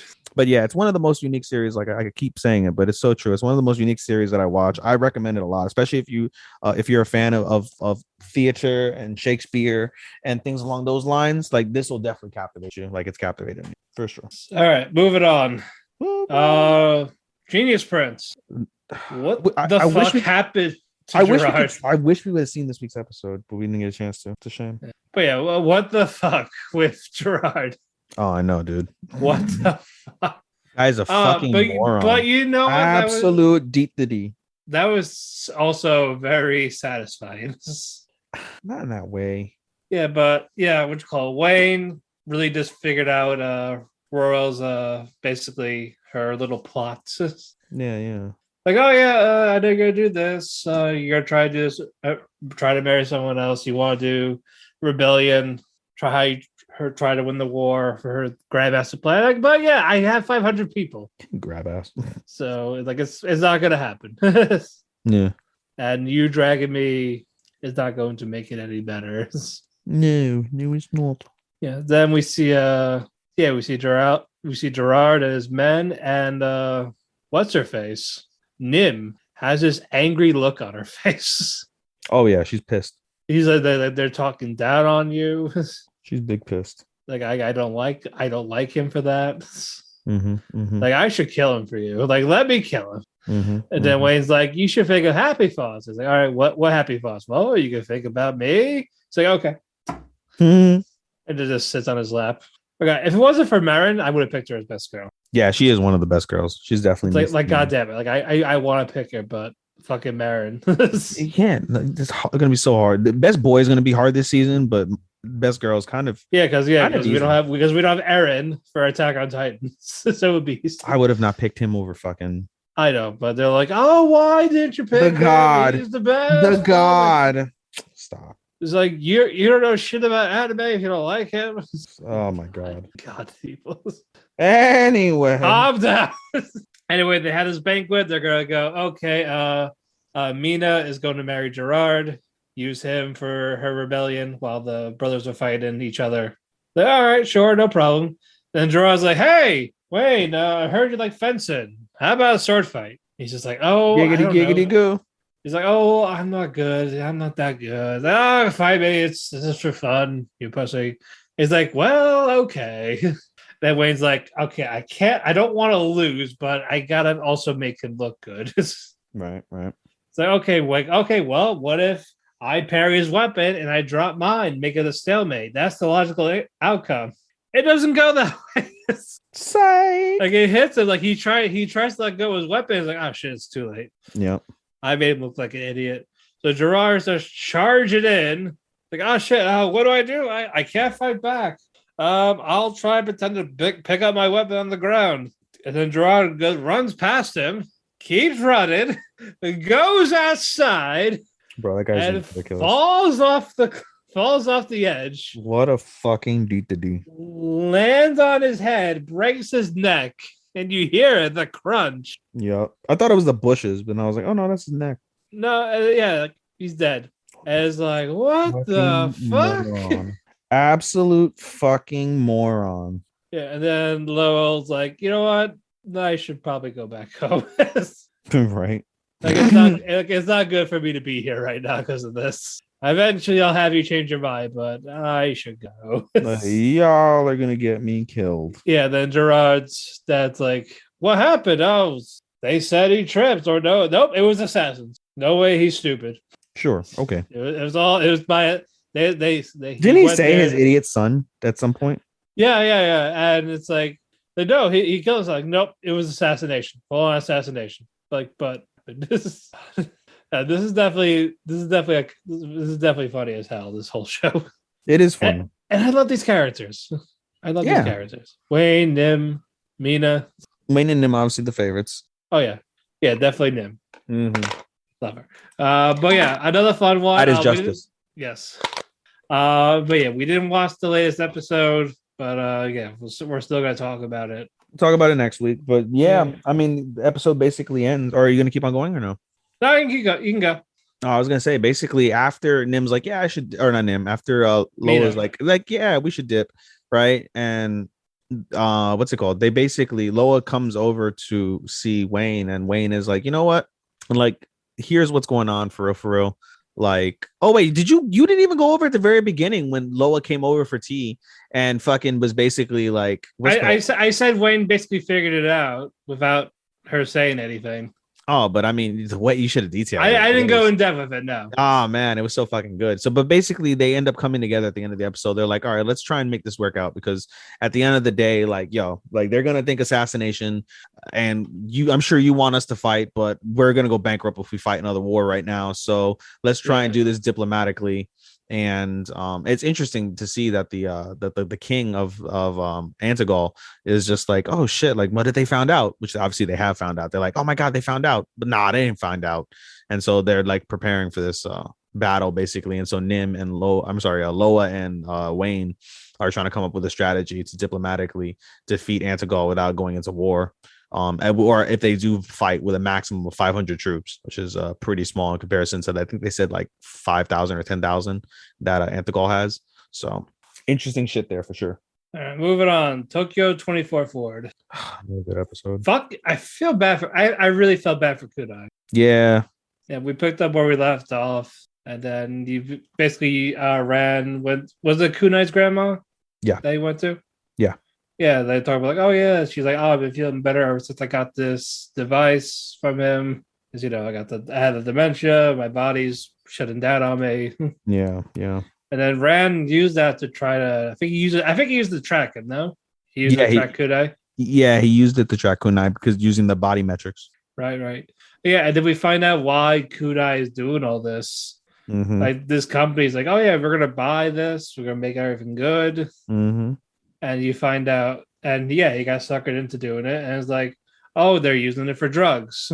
Yeah, it's that's such a I was gonna mention that. That's such a unique plot line. Like not an actual physical drug where you can see, smell, taste.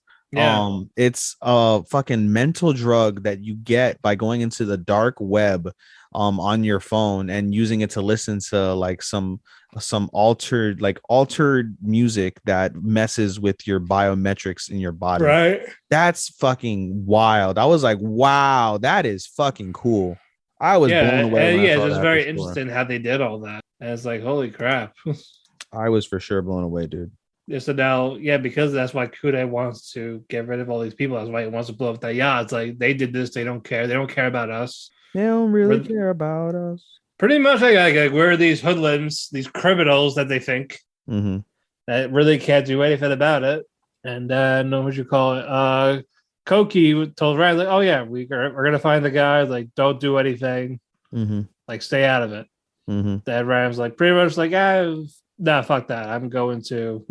Yeah, I'm good, chief. Because yeah, that's my friend. So while that's going on, Shuta was in the yacht, trying to get this drug from the what was in the briefcase. And he fails to grab it because he didn't have a window of opportunity. He's like, fuck, I gotta do it now. I got to where it's like, yeah, get out of there. Like, you're fucked. He's like, oh shit, run away. Nigeru dayo. Nigeru. Rand eventually meets Kunai at the subway, this abandoned subway. He's like, hey, like, you don't have to do this type of thing. Like, you could have talked to me. I could have helped you. So while he was talking to him, like, he was about to, like, he just had him. Like, he calmed him down. Yeah. And then Koki's like, all right, fire. Shoots him. Savage, bro. So Kunai gets shot. He's like bleeding out. He could have ended it with a push of a button. Like, could have ended all those people. And it led to the point where Rand would almost push that button. Yeah. And Kunai's like, don't be this artist that you want to be. Yeah. Like, be that person I admired. Like, don't. Bro, if Rand would have pushed the button, that would have caused a lot of tension between the three. Oh, a lot of tension. Okay, way to fucking downplay that shit. Oh yeah, he would have been killed, I'm sure. He would have been like, ah, shit, I gotta kill him. Yeah, basically at this stage. But no, he didn't. He keeps his sanity, morality intact. And yeah, fuck. That was a dark end. Definitely a dark end. But yeah, this is probably my favorite episode except for the pilot. This whole series is good, dude. It's a very underratedly good. It's flying under the radar, honestly. It's definitely in terms of top series. Anime of the season. Yeah, it won't be high, but it's still good. Still a good number for the season. A lot of these are just so like unique, and that's what make them. Yeah, but it's just the fact that they're all being overshadowed by Demon Slayer and Attack on Titan. I know. I find it funny that we could like, check out the parkour anime, and and all of a sudden it's not parkour anymore. It was just that one episode. Yeah, basically, dude. Like, god damn it, I thought it was parkour the anime. No, it's just that one guy. For real, dude.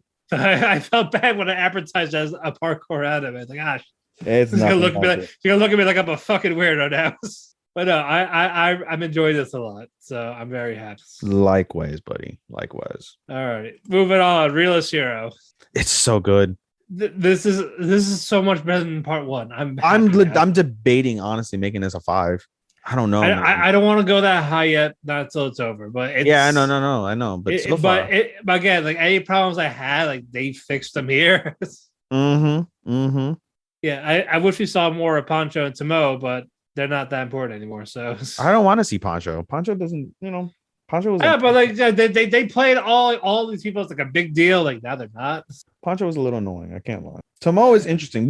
Tomo. I am 100% sure Tomo is gonna play a major part in one of probably. I know that's why I'm like I want more Tomo. I don't want to be like I agree. Plot something to pull out of their ass near the end of the season. Tomo. Oh my god. No, I agree. I agree with that. That makes sense. Yeah. But yeah. We get a death sentence off basically with Carla. And what's the other guy? The demon's name? I don't fucking know. Oh, wait, the demon. Are you talking about her father? Yeah, Castor. Vargas. Oh, it's Vargas. Okay. No, it's Castor. Castor Vargas. Yeah. Castor Vargas and Carla Vargas. Their last name is Vargas. Mm-hmm.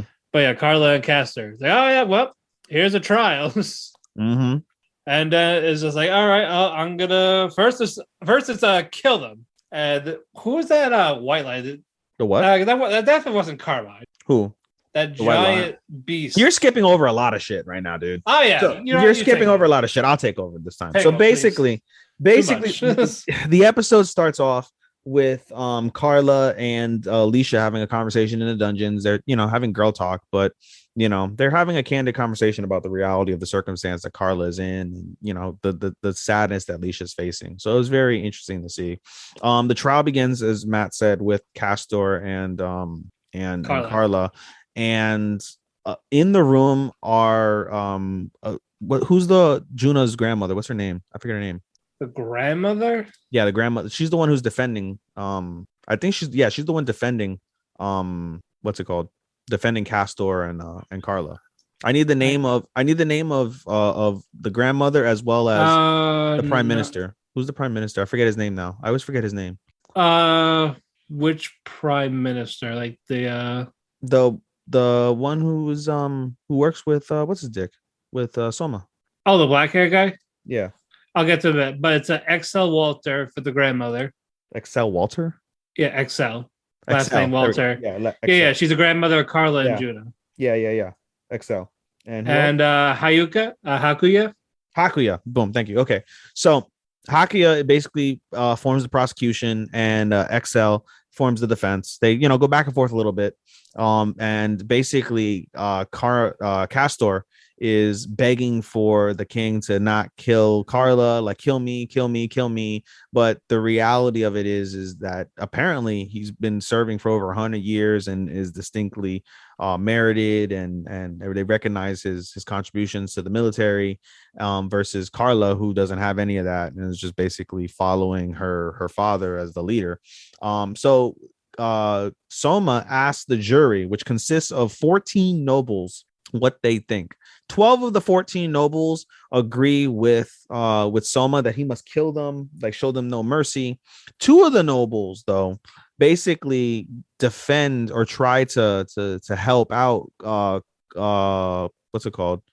Carla and Castor, basically saying like, Castor does have a distinguished military career and Carla was only following her orders back and forth. It would be cruel to kill them, and also it would, they also bring up a good point. They're like, oh, you talk about, they told like, oh, king, you talk about how, if you have a talent, we'll find use of you. And, somebody of both of their caliber isn't something that you could find again. Like, there's something we can use them for, whatever the case is. So when after they make their points, Soma's like, hey, you other 12 nobles, anything? No, kill him. And so he's like, kill them. And some fucking assassins drop from the ceiling or wherever the fuck they came from, and they kill the 12 nobles instead of Castor, Carla or the other two that are trying to defend them, and everyone is in shock. Alicia and Aisha take out their swords. Everyone is like, holy shit, what the fuck is going on? And Soma stands everyone down and he says, hey, he's like, these guys are under my command. This is an elite assassins division that falls under my command. So they just did what I was told. No big deal. And Alicia was like, oh my God, it's Carmine. And it's not Carmine. It's like a black white cat, but it's not Carmine. Or at least they haven't made that aware that they're related. But in any case, he says, what the fuck was the command? Do you remember what he told the black cat? No, I don't remember what he told the black cat. He told him to do something basically, and they sent them on their way. And then from there, Soma and Hakuya explain what's going on with what happened. We find out that these 12 noblemen are the people that were conspiring. In the after credit that Matt mentioned in the last episode, there was an after credit of people that were conspiring against the king. Well, these 12 nobles were all part of that. And so, obviously if they're conspiring against the king, they're no longer required, and they're dead. And so, pretty much the two nobles that were remaining were like, oh, why didn't you kill us? They're like, like you guys are true to yourselves and you guys are unbiased, so you guys will give us your opinion no matter which way it sways, because you'll give us the proper judgment for the betterment of the kingdom. And it doesn't, and you guys will be like, subjective. You're not going to be giving us ideas that'll only benefit you. It'll benefit the kingdom as well as, whatever the case is. And so they're spared. But when everything is all said and done, Soma delivers the verdict and he finds both of them guilty. He finds Castor is guilty of treason, but he says that we'll recognize your distinguished military career, and so you're no longer a Vargas. You're no longer allowed on the Vargas manor. You're no longer allowed to speak to your wife or your child, and you'll be confined to work for Juna, and Juna take care of him. And so that's good that he spared his life, but then he's like, Carla, I can't give you the same thing that your father got, because you have no distinguished military career. You're a fledgling basically. And they what's it called? Castor is like, no, kill me, give her all my merits, kill me, not her, please save her. And Soma's like, take him away. All right, he's fucking getting annoyed. Take him away. And you see Castor getting taken away, kicking and screaming to save his daughter. And when the door closes, he's like, yep. He's like, you don't have that distinguished military career. You're guilty, but you're guilty as an accessory, and therefore it'd be unfair to take your life. And so you're no longer a Vargas. You will now be demoted to the rank of slave, and you'll be a slave to the royal kingdom. Specifically, you'll be under myself and Lisha. You'll await further command, but I have one forwarded command right now. And he gets on his knees and he tells Carla, if I ever stray from the path of righteousness, kill me. And Carla's like, what the fuck are you asking me? Yeah, because from a book he read. Yeah, and I was he was like talk about I was going to mention people that. turn to tyrants. I was going to mention that. And basically throughout this episode, what Matthew just alluded to is throughout the entire episode, including in this moment, Soma basically references the Prince by Machiavelli. He references chapter 8, which is a specifically controversial chapter, as the Christian faith goes, are heavy against it. And it basically talks about how if you were to commit sins, to commit them all at once, but it doesn't specify the type of sins that you should commit. It just recognizes like in terms of leadership, there'll be times when you must commit sins, and you can determine what sins those will be. But if you're going to commit sins, to do them all at the same time. And then, as Matt said, one of the other things is mentioning about how someone with power can become a tyrant. And so basically he tells Carla, I have no faith that Aisha or Alicia will be able to kill me if I ever become drunk off power. And so I'm making it your responsibility to be the one responsible for killing me if I ever do stray from that path. And Carla's like, you know what? Yes, I will abide by your command. Because again, the others won't do it. Yeah, and I think that's how the episode ends, right?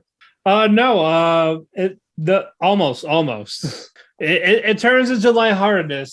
Basically, Soma is exhausted. He's like a little bit. Oh yeah, that's right. Oh yeah. and he's like to Alicia and Aisha, like, all right, leave me alone, please. I need to. Yeah. I need to rest. Alicia's like, hey, I got an idea. This starts whispering in Aisha's ear. And she's like, what the fuck? She's like, no way. I was like, Nani?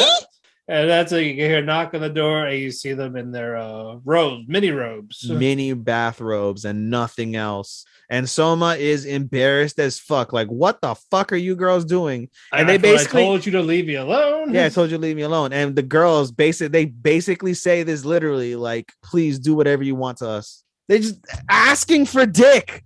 They're giving pussy to make him feel better. But and all they do is they just lay in bed next to him. They lay in bed next to each other and they hold hands and talk. And then he's like, you girls are warm. That was where the episode ended. So for all we know, they had sex. Let's hope they had sex. I hope they did have sex. Nice. And roll credits. But yeah, this is definitely a lot of fun. Yeah, I'm sure it happened, especially with Aisha. Total sub. While Licia is probably a switch. Cheapo. God damn it. I can just imagine somebody listening on their fucking car or something at a stop sign. You just hear, Chimpo Daisuke. I'm ignoring you. Moving on. Oh, shit. Sasuke and Miyano. It's getting late, guys. But yeah, so Sasuke and Miyano. Well, it was done. We got 3 left. 3 left. All right. Thank you. Yeah, best confession. It was so beautiful. Like, oh my God. I'd never thought a gay anime would make me feel like so giddy. Like, I feel giddy watching Sasaki and Miyano. Yeah. Like that whole episode, the confession episode this week was fucking adorable. Honestly, this was a perfect confession. So fucking adorable. But Miyano is like, he like kind of avoids Sasaki a bit.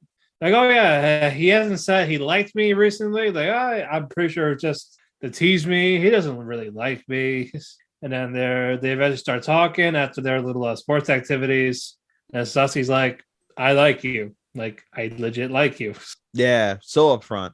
And then Miyano was all flustered, and he's like, what do you like about me? And when Sasaki said like his face, no, you skipped the part. You skipped the part. He was lost. So at first, I said he got like he was also being called out for one. Like what do you like about me? No. You're missing a part even beyond that. So basically, after Sasaki tells Miyano like that he likes him, he is like, there's a lot of like pause, and then Miyano is like stuck. He's like, oh my God, I got confessed to. Oh my God, what the fuck is happening? Oh my God, Sasaki really does like me. Oh my God. He's like, oh my God, I like girls, I swear. Yeah, and basically Sasaki's like, like, hey, I know this is probably a lot to take in, so don't like you have to say an answer right now.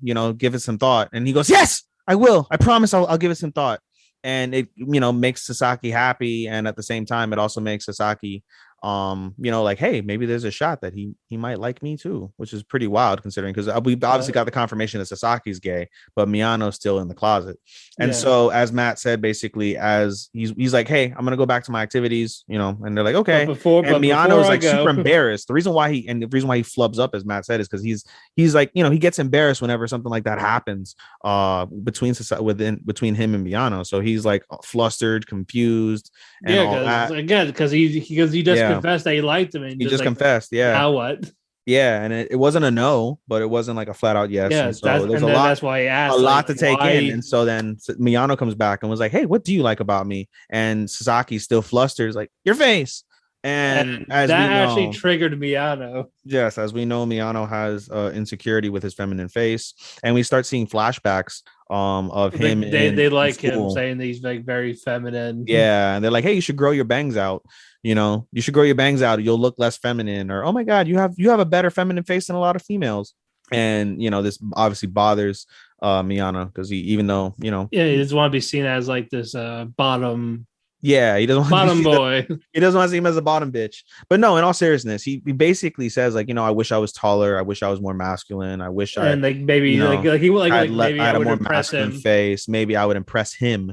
I mean, that should tell you all you need to know right there, to be honest. But he has a lot of insecurities working on, and while that's going on, you see Sasaki like depressed, and Taiga, of all people, is like the one that talks to him. Yeah. He's like, you're not talking about this manga crap, right? It's just like, if it's a manga crap, I'm stepping out. Yeah. I got enough from Miyano, but no, he's like, shit, like I think I screwed up. That's Hirano, right?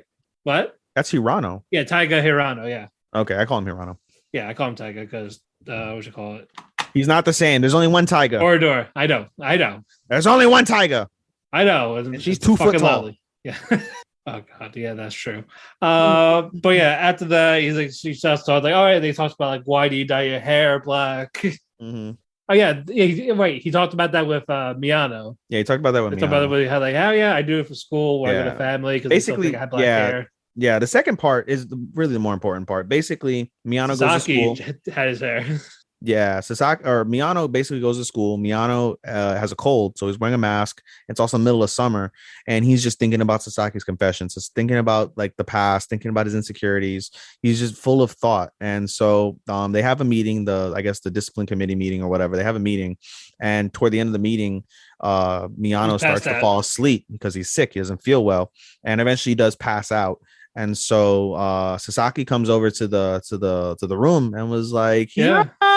And what's it called? But no, he's sleeping. Yeah, like he's sleeping. Like, hey, and he's like, I should kiss him. No, so again, you keep skipping, Matthew. God damn it! You got to build the stage. And so Hirano basically leaves. He tells Sasaki, "Hey, do you mind staying with him while I go run these papers? If he wakes up before I get back, tell him to go home since he doesn't feel well." And he's like, "Okay." And then, as Matt said, he begins to wonder because earlier in the episode, before the confession, they talk about a BL that he read, and part of the BL is basically the character is sick. He's wearing a mask. And they kiss over the mask. And, it says something that Sasaki really liked reading and was thinking about. So he sees Miyano in the mask. He wants to kiss him, but he's like, no, that would be fucking weird and inappropriate. I'm not going to do that. Yeah, I'm not going to rape him. I'm not going to fucking do that. Like, no. And so he holds back. And at that moment, Hirano opens the door, wakes up Miyano. Perfect timing. Wakes up Miyano accidentally. And he's like, oh, I fell asleep. And Sasaki's there. Oh, hiyo. We're all cutely and shit. Mia-chan. Hiyo, Mia-chan. And so Hirano's like, dude, go home. Like, he's like, it's almost the end of the semester. You're sick. Fucking don't push yourself. Go home. Like, okay. Yeah. And then you see Sasaki depressed still. And Hirano's like, I fucked up. No, Hirano's like, oh, like, what did you do to meet to Miyano? Miyano hasn't really been the same since. He's like, I told him I liked him. And he's like, what? He's like, you confessed? What? Yeah. He's like, yeah. And then Tiger's like, hold on. He's like, do you have his phone number? And Sasaki's like, no, I don't have his phone number. And so Hirano basically gives him his phone calls him like, okay, you better talk to him. Call him, let him know how you feel. And so he calls as Miyano's going home with his friends, and he's like, oh, like Mia-chan. He's like, Sasaki senpai. And he goes, I just want to let you know that I like I like so much about you, way more than just your face. Okay, bye. And he hangs up, and Hirano wants to fucking punch. He's like, hey, can we go meet up with Mia-chan so he can punch you? In fact, can I punch you in the face for him? And he's like, no, you'll hurt me if you punch me, which I thought was kind of gay and funny. Yeah. And so he's very protective of Miyano. Yeah, he is. And so the episode ends with Sasaki feeling better that he confessed, and Miyano is fucking going bananas in his head because of everything that he's like thought about, and then everything that's been told to him, and then what he just found out. And pretty wild, pretty cute, pretty fucking adorable. It really is goddamn adorable. I can't wait for the next. I'm excited. Again, everything played out great. I love Sasaki. He's adorable. I love Miyano way more. Of course, you like the bottoms. Bottom boy kawaii. Yes, power bottom or top. We don't know what oh, he's not he's not well, I mean, in that one flashback from the previous episode, he was a power bottom when he was on top of Sasaki. Yeah, and he definitely has the trope of where the UK is a terrible cook and all that. Like they're all like similar.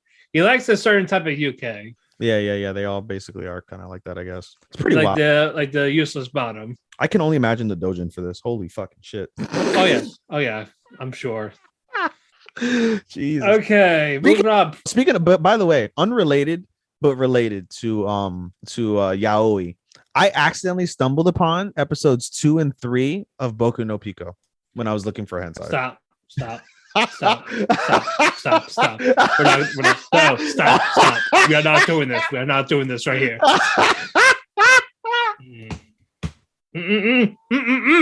Shit. Hell no. Get out of here with that shit. Oh my god, that's hilarious. Your reaction was fucking hilarious. No. Like I said, no, we are. That's all. We are not crossing that fucking bridge. For those who don't know what Boku no Pico is, go ahead and Google it, but make sure you don't do that on a work computer on a work phone. Do it. Go incognito mode. Do it in incognito mode, yes, on your personal device. My God. Hate you. I'm moving on. Dress up, darling. Anyway, yes, we picked up where we left off. Marin's in the outfit.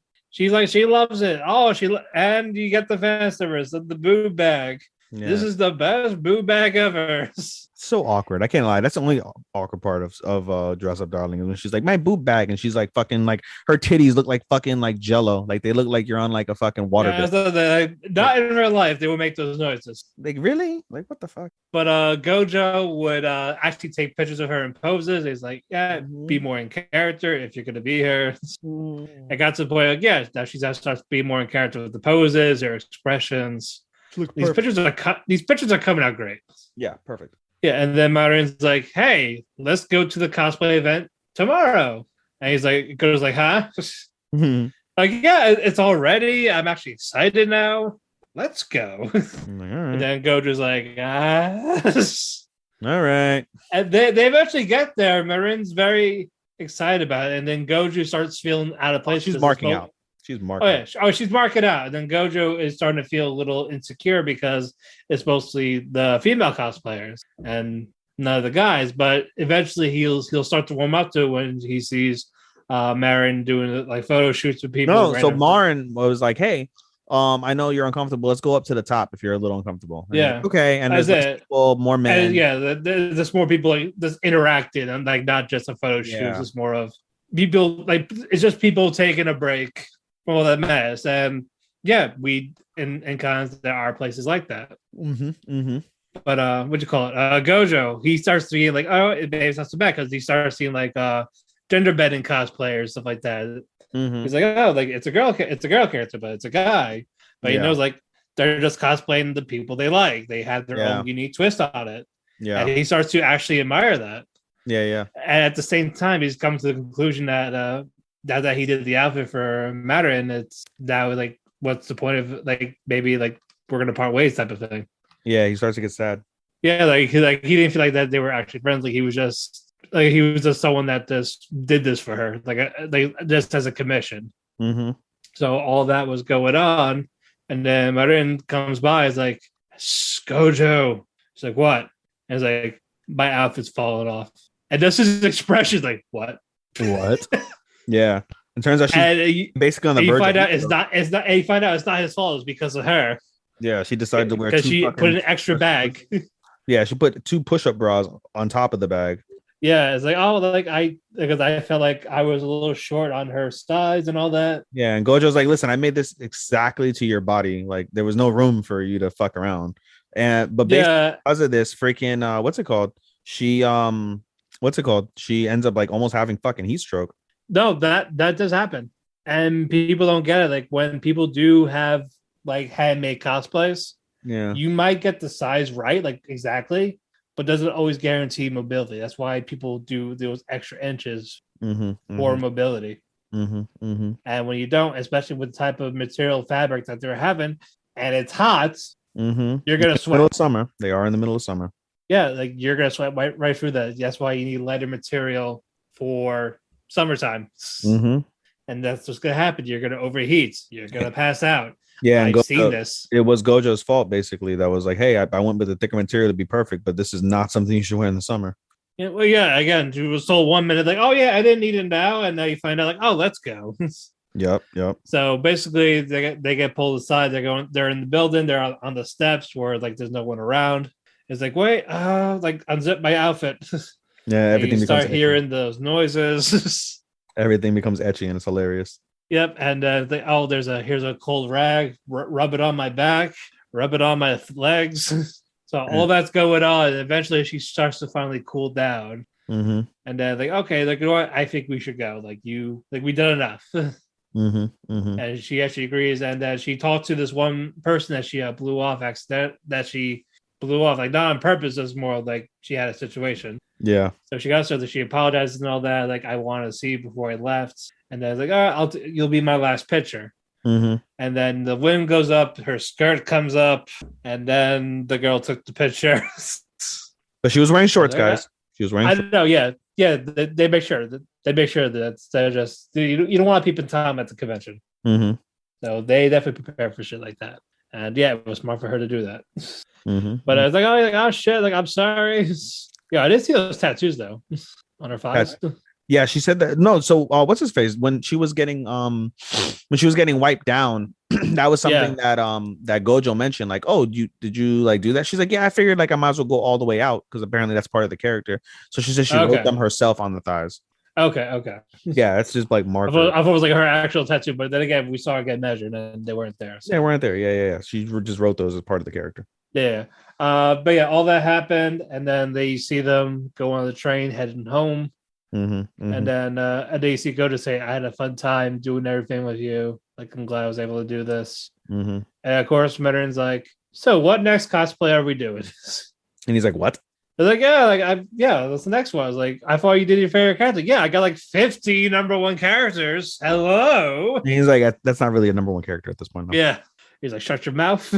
Shut your whore mouth. But he's also happy because he gets to spend more time with her. Yeah, and then he puts a smile on Marin's face, and Marin's like, "Oh, like, are you happy? Look at you!" Yeah, and then he starts to pass out, starts to yawn. He's tired, and Marin's like, "Hey, you can take a nap if you want." Like, okay, and she keeps going like gushing. She keeps marking out over the cosplayers that she saw and stuff, and she's like, and then Gojo was like, "You looked very beautiful," and Marin stops dead in her tracks because she remembers.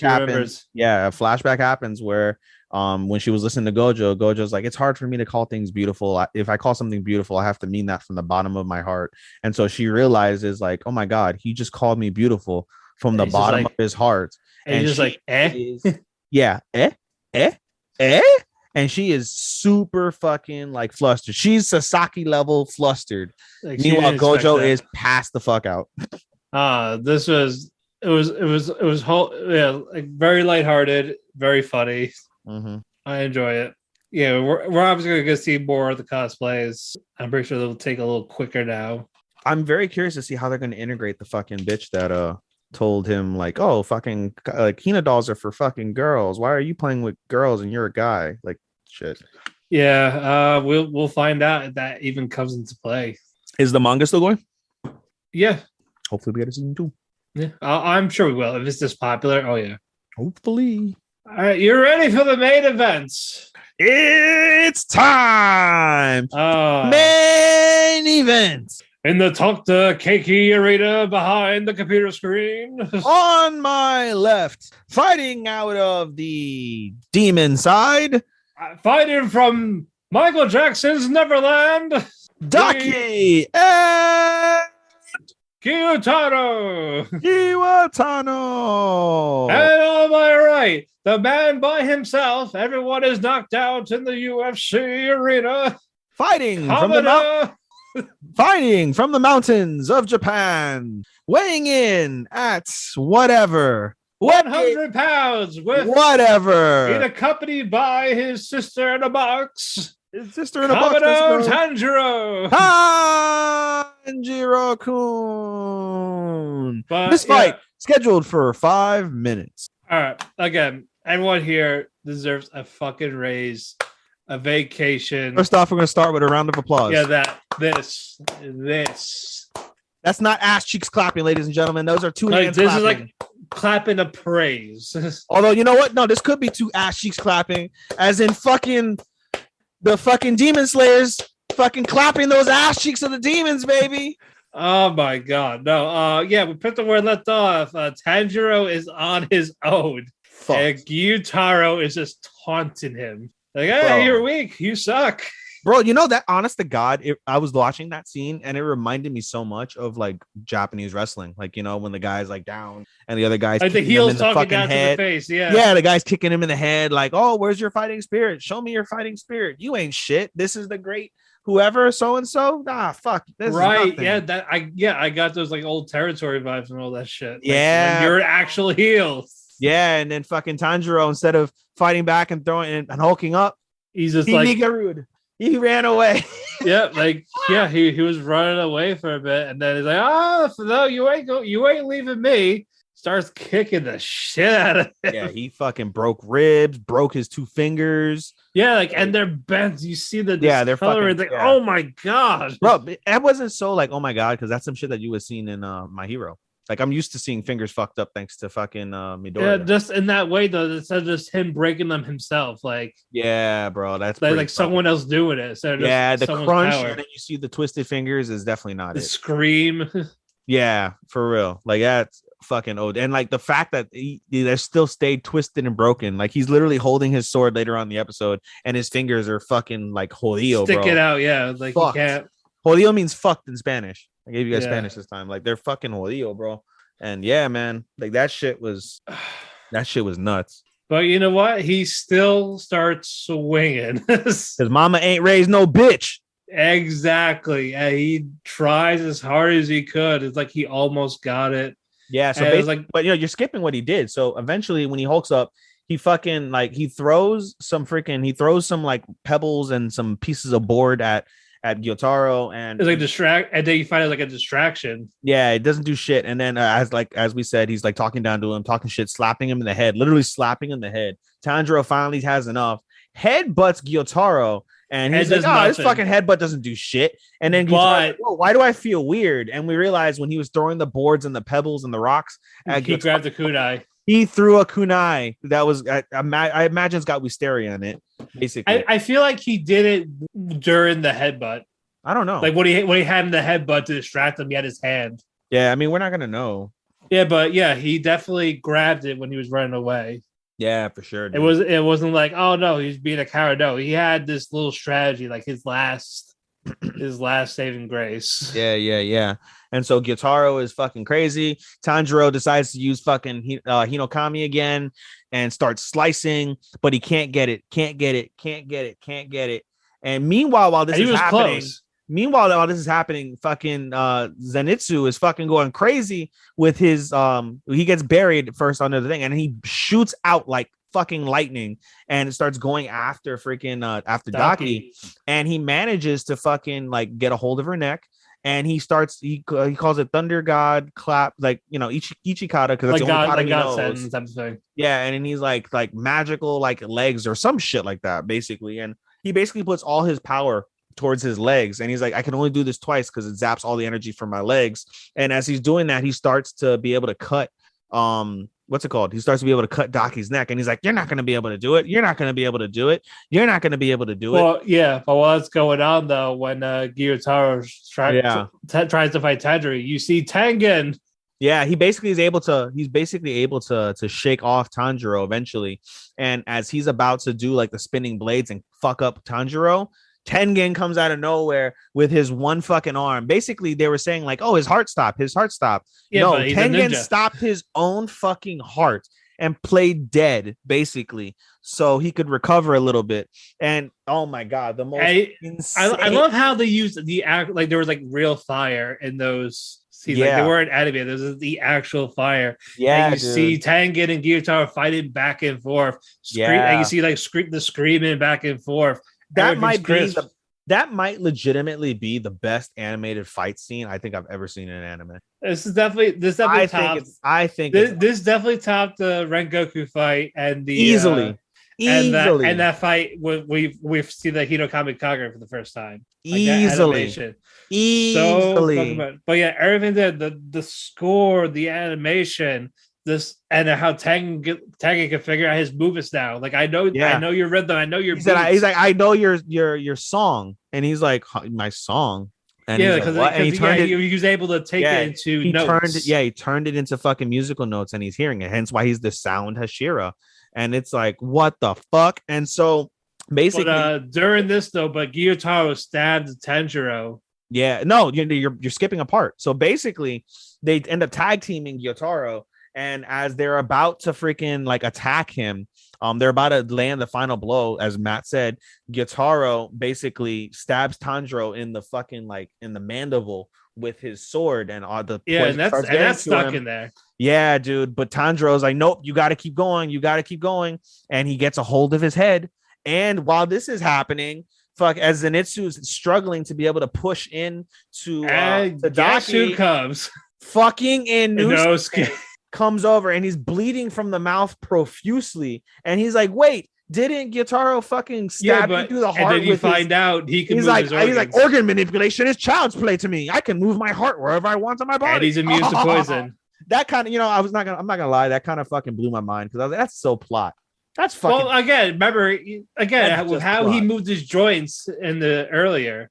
Bro, you can't. You should. It's not possible for you to move your fucking heart. Stop. It's anime. But yeah, you find out about this. You find out he's been immune to poison. So it's just like, well, fuck this. And then they both get the swords in, and then you hear you see all three of them screaming all back and forth.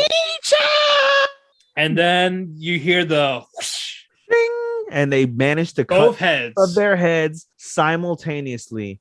And it is fucking glorious. The heads bounce. They end up next to each other, staring at each other. And everyone's like, it's over. It's over. And they see Tanjiro about to black out. And then Tengen starts yelling. Yeah, Tanjiro's blacking out because of the poison. And he can't control his breathing. And again, he got stabbed in the mouth. Yeah, he got stabbed in the mouth. The poison's kicking in. He's exhausted from using him. He's out of energy. He's got broken fingers, broken ribs, and what else? And then Tengen's saying, it's not over. Like, he's telling me something. What is he trying to tell me? And Tengen's telling him, run. Like, it's not over yet.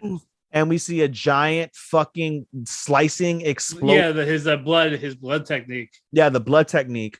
It went all over like an explosion. Yeah, it was like a giant. It was like a suicide bomb almost, basically. Yeah, like his last act. His last act basically engulfs the entire district area where they're at and sends it to flames. And we get credits. And then just end credits with such sad fucking. Sad music, somber music. The flames in the district go out as a metaphor for saying like the flames of their fight is over. Like wild. And we get a confirmation. So we get a confirmation, by the way, that the season finale. We should have probably mentioned this in the news, but the season finale. I was gonna wait till we talked about it in the episode. Yeah, the season finale for next week, this coming up Sunday, is going to be 45 minutes long. Which I'm so mad that the season finale is on Super Bowl Sunday. Yeah, I'll be in the city. I'll be fucking watching the Super. Like, I'm not gonna be watching Demon Slayer until like that night. But dude. But yeah. This is gonna win anime of the season. I think it's gonna win anime of the fucking year. I don't know about that. It's too early for that, dude. Nothing's beating Attack on Titan or Demon Slayer. Nothing. Not a damn. Not a. I know, but again, thing. And I know. We never know. We do know. I meant for us, bro. I'll bet you $20. I had no doubt it's gonna be Attack on Titan. It's gonna be the final season. One of them is gonna be the anime of the year. Right now, it's anime. One of those is gonna be either Attack on Titan or Demon Slayer. Will be anime of the year, no doubt. And I feel like it'll be Demon Slayer. Bro, a fight of the year is going to come from one of those two animes. The anime of the year is going to come from that. Animation of the year will be, I won't say it will be one of those two, but they'll both be in top 5 contention for anime of the year, I think, or animation of the year. I'm pretty sure everyone will get protagonist or antagonist. Yeah, antagonist, protagonist will be fucking attack. Like Attack on Titan and Demon Slayer are in such a power position right now in anime that at the end of January, early February, they're going to sweep awards that won't even come out until the following December/January of next year. That is unprecedented, really. When you think about it, it's unprecedented, and there's nothing. I'm not hating against it. It's just so fucking nuts that caliber of show is such god tier for both shows versus the rest of anime. And there's not a knock against the rest of anime. I enjoy the shit out of all these other animes that we talked about. We've talked about. Yeah, but again, with how the fan bases are, it's not happening. It's not happening. Marking out. Even we're marking out over Demon Slayer. And if we were watching Attack on Titan, I'm sure we would mark out at that point. I know if I was watching it at this point, I would be marking the fuck out for it too. So, at the end of the day, there's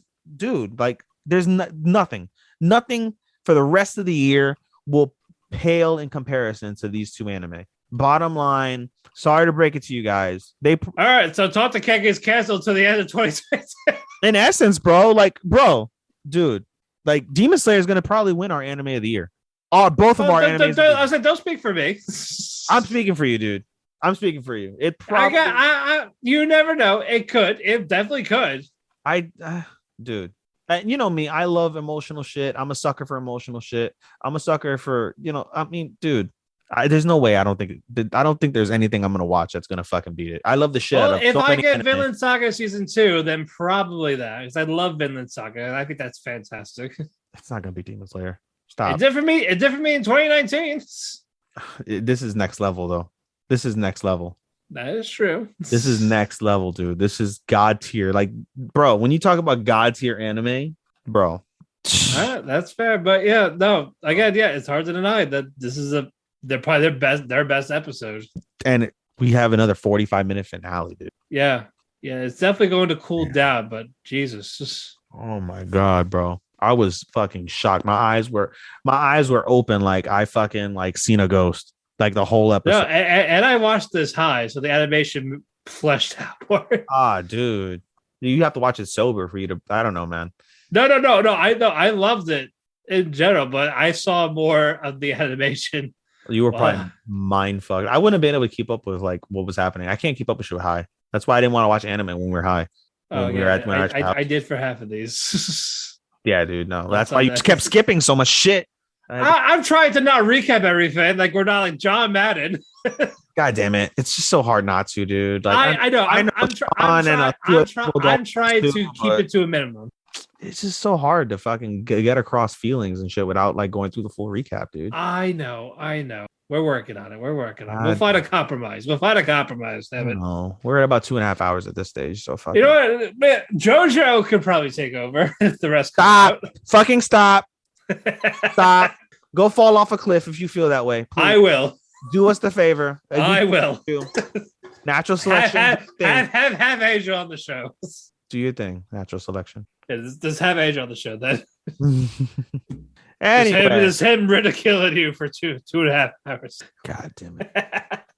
Anyway, final thoughts on this week. Oh, fucking great week.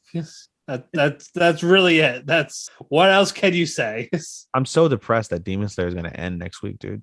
I mean, it's one less thing to worry about. I know. Now we got 10 weeks of Attack on Titan. I mean, we're not going to talk about it much, so I know. I think it's that.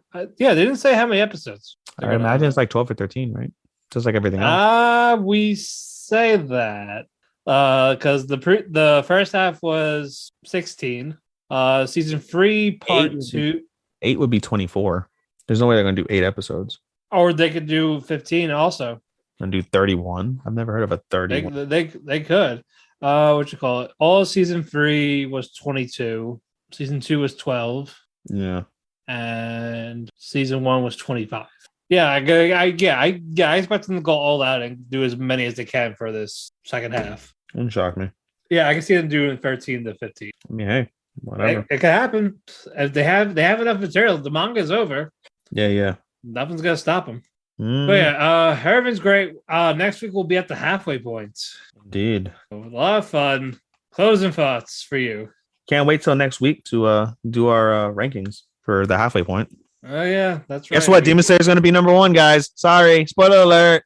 Yeah, it's going to be extremely difficult for the rest of the season. Spoiler alert: Demon Slayer is number 1, guys. You don't even have to listen to the rest of the shows. Just because Demon Slayer is going to win. I don't know. You got to listen to us go back and forth. I don't know.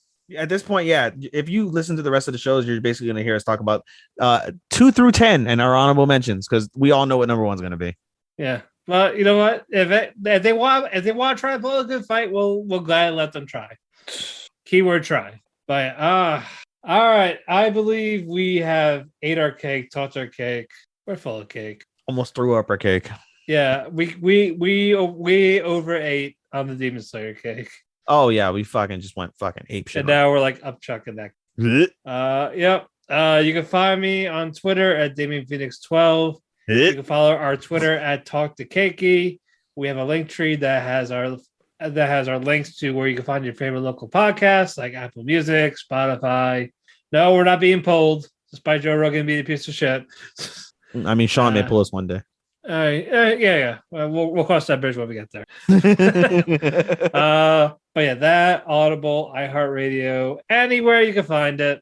Maybe Podcast One. Who the fuck knows? We're there somewhere. We want to thank Sean, our editor at 2WM Network. W2M.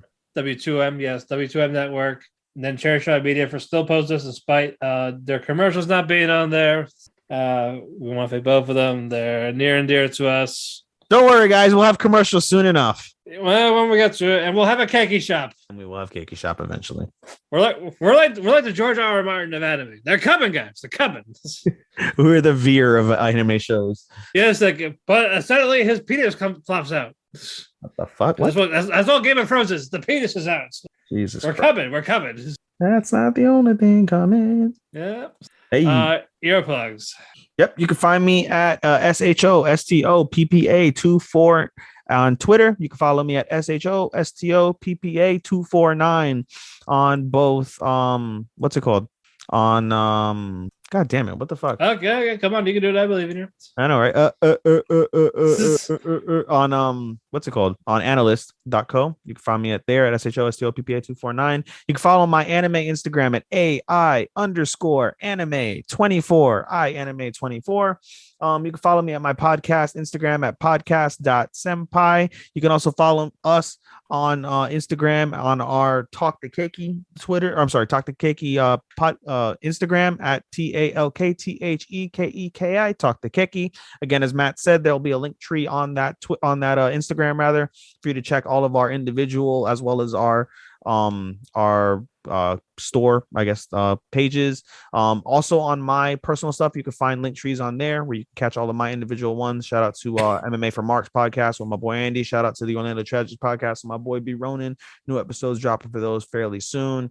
And I think that's about it. Space Cowboy. All righty. Until then, we will see you next week. Arigato, anato faku, and sayonara. Sayonara, minasan. Bye bye.